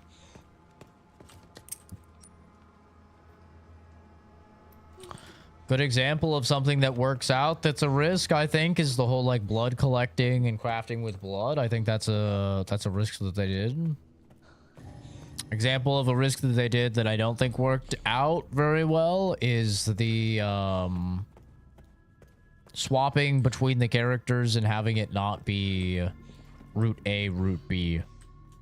I think that overall that is a negative. I think this game would be better if it was route A, route B, and you like picked the character and played through.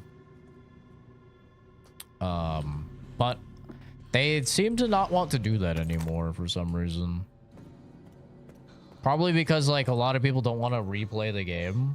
Like when you look at the statistics for people that complete games, it's like most people don't replay games. And so they like beat route A and they're like, okay, that's it. So like that's probably why, if I had to guess, but because it goes back and forth between the games, my buddy in chat put it like the best way. It almost like gives you whiplash sometimes. Like it can be like a very serious moment or like a very scary moment that you're like barely recovering from, and then it swaps over to Leon and he's like, ka-chow, pew, pew, pew, pew, pew, you know, and it's like, okay.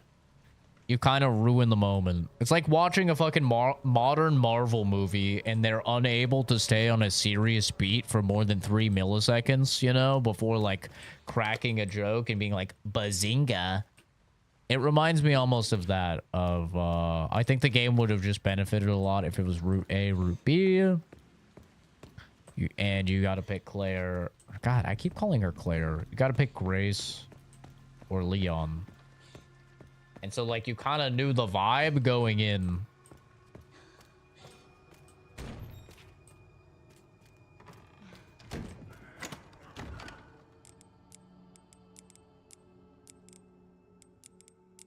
But ultimately, like, all of these things that I'm pointing out are what I would consider, like, nitpicks, you know? They're like, very small, and most of them are, like, inconsequential. And I do think that the game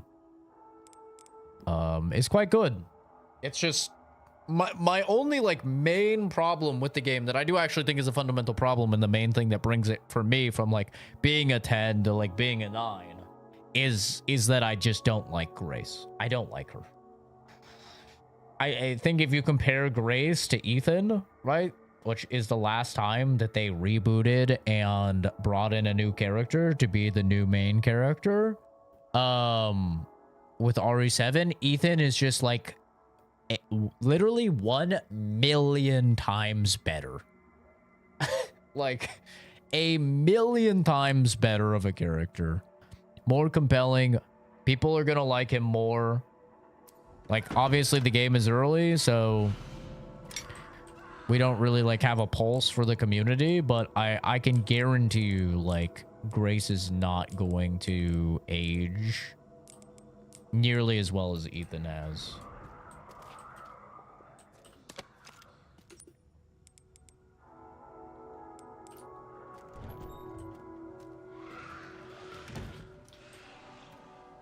Playing Grace is like playing Ashley.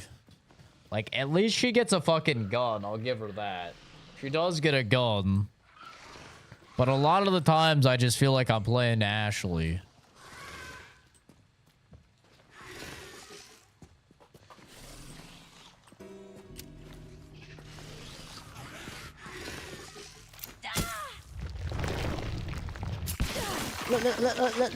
Leon, what are we gonna do?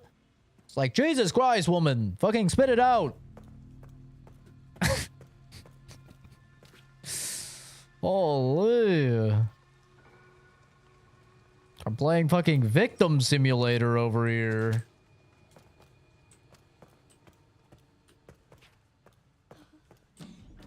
So yeah, she annoys me. I don't like her.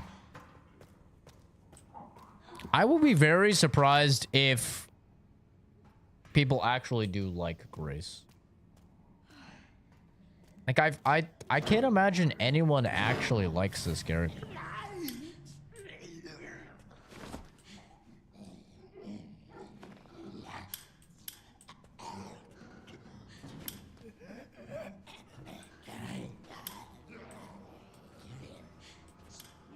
I feel like she's just awful. Is he coming for me? Oh, no, he's not. Okay, okay.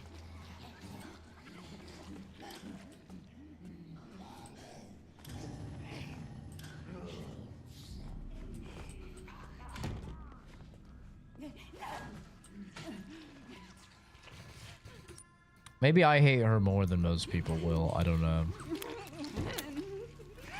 She's just so fucking incompetent. I just hate incompetence. That's really what it is. Okay, I thought you were staggered. My bad.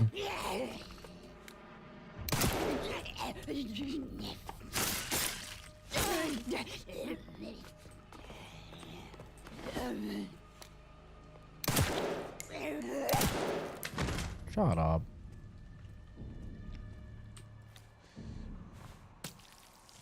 Like, think about it, bro. Grace is like crying every fucking 3 seconds. Like, Leon, what are we gonna do? Don't worry, Emily. We're gonna get out of here. Ethan, in the first 20 minutes of the game, shows up to abandoned fucking scary ass house in middle of bumfuck nowhere. Sees some giant dude, being Jack, walking around. He's like, oh, that's weird. Comes into the place, finds his demon girlfriend calling a dude daddy. Is like, okay, that's pretty weird. Goes through a fucking crack den full of heroin needles and blood and stuff everywhere. Oh, watches a smut film. Watches a goddamn film where like several dudes die. Then gets attacked, yeeted across the room by his demon girlfriend that's bipolar. Fights her, kills her with a fucking hatchet, walks away, gets his hand chainsawed off by said girlfriend, fucking tanks it, kills her with a kills her again with a 1911 while his hand is a little stump. And then gets knocked out by Jack. And the whole game, he's just Giga Chad. Bro, you put Grace in that situation, and in 3 milliseconds, this bitch is like, crying in the corner. It's like, the difference between the two is astronomical.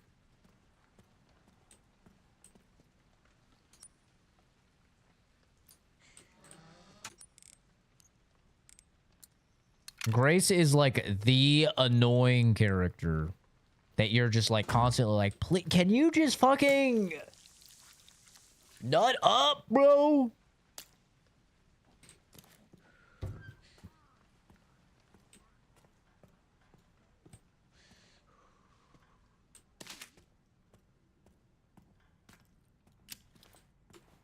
But yeah, I don't like her. Safe to say, I don't like Grace. And that's my main negative about the game. I love her gameplay sections, though. I actually like Grace's gameplays and sections way more than I like Leon's. I love Grace's gameplay sections. I think they're fire. It is like classic Resident Evil, and I love it. No! And I love what they've done with like stuff like this, right? Where like the zombies kind of have personalities. And so there's like real-time puzzle solving that you can do in order to avoid combat and stuff like that. Like that guy's obsessed with the lights. So if I flip the lights off, lights on over here, he's going to go to shut off the lights and stuff. It's a really like interesting take on the zombies that I really, really dig. So I love her gameplay sections. It's just her as a character that I don't like. Like IRL, I would despise Grace. She is like the type of person that I would fucking hate spending even a millisecond of time with. Like I cannot stand incompetent, like no confidence people. I can't stand them.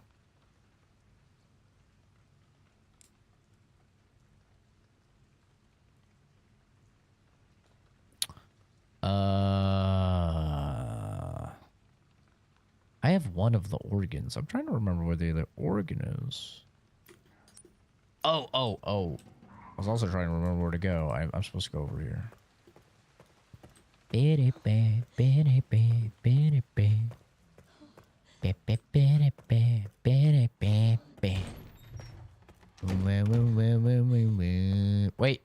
I'm not supposed to go over here.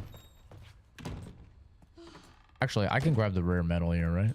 Did I leave that here? I did. I could grab that stuff too. We'll make a trip out of it. We could find something to do here.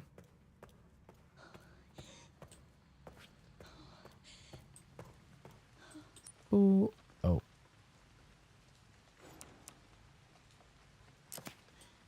Leave item. God damn it, I'm full. I'm freaking full. Okay, well. So much for that fucking idea. Be back. I'll drop off the lungs. I don't have the lungs. Never mind that idea too. Never mind all of my ideas. You know what we're doing? I'm dropping off some horse shit. I'm gonna go in the dining room. I'm gonna grab the blood that's there. I'll probably kill some fucking guys. I'll drop a save because I can.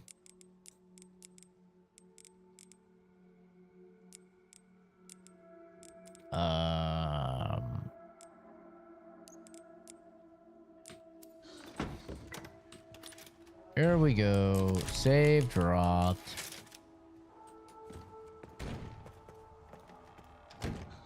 Gotta go here. Gotta go in the dining room. Kill the dudes in the dining room. Get the shit in the dining room. Yes. Yes. Yes. Okay. Good plan. Great plan. You guys walking around. Close this door so the other guy doesn't aggro. Murder the shit out of you. He has a knife for me too. It's very nice of him. Oh.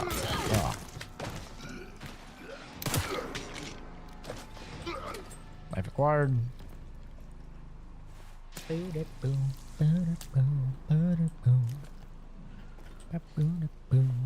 Ooh, this is 60 blood. That's a lot of blood. I think it's 80 to craft the 12.7 rounds.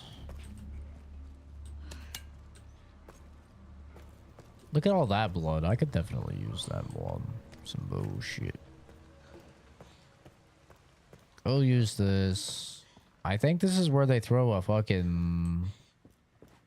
And maybe they won't throw one at me, actually.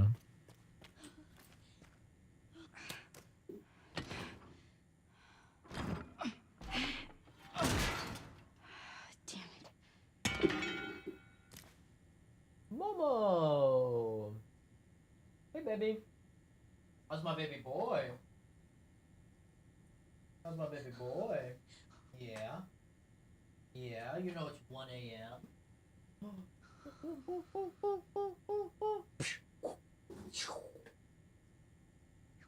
Freaking 1 a.m. That's crazy. Wow, good boy. job. Good job. Yeah. Finish you.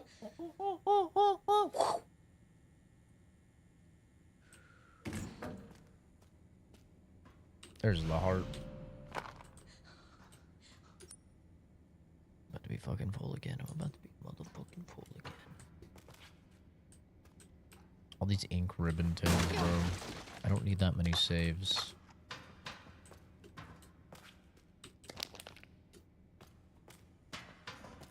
Alright, you gonna hit me with a fucking deadhead?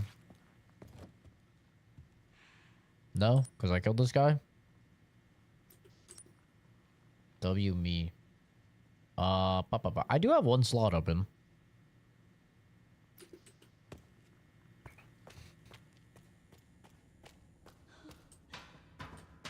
Grab the scrap. Don't really care too much about getting extra saves. I don't really feel like I need them. Alrighty. Gotta go all the way. Is this guy gonna wake up and turn into one? It's not. A lot of fucking infected blood. I'm gonna go craft the 12.7 rounds. Magnum ammo.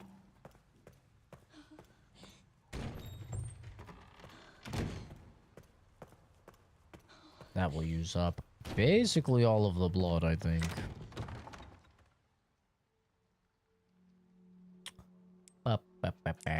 Store. Rare metal. Perfect. Craft. 12.7. Use. Craft. 12.7. I need just a little bit more blood.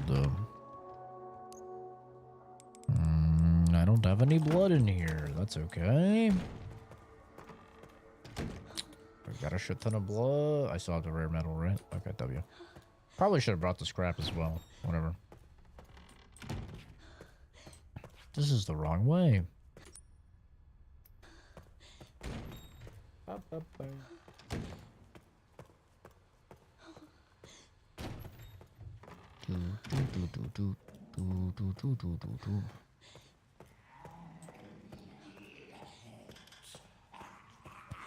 Grab this blood and it should be enough.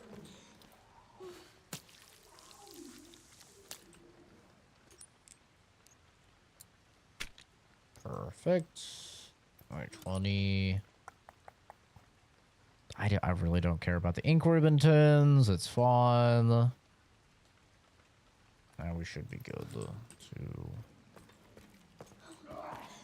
head back.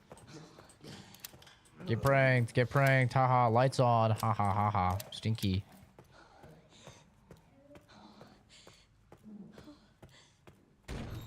I also just feel like she's faster in first person. Maybe just because I'm not watching this slow-ass fucking running animation. I don't know. It's probably what it is. I'm gonna keep this on me because apparently 4 shots to the head kills Chunk. I don't remember when Chunk attacked.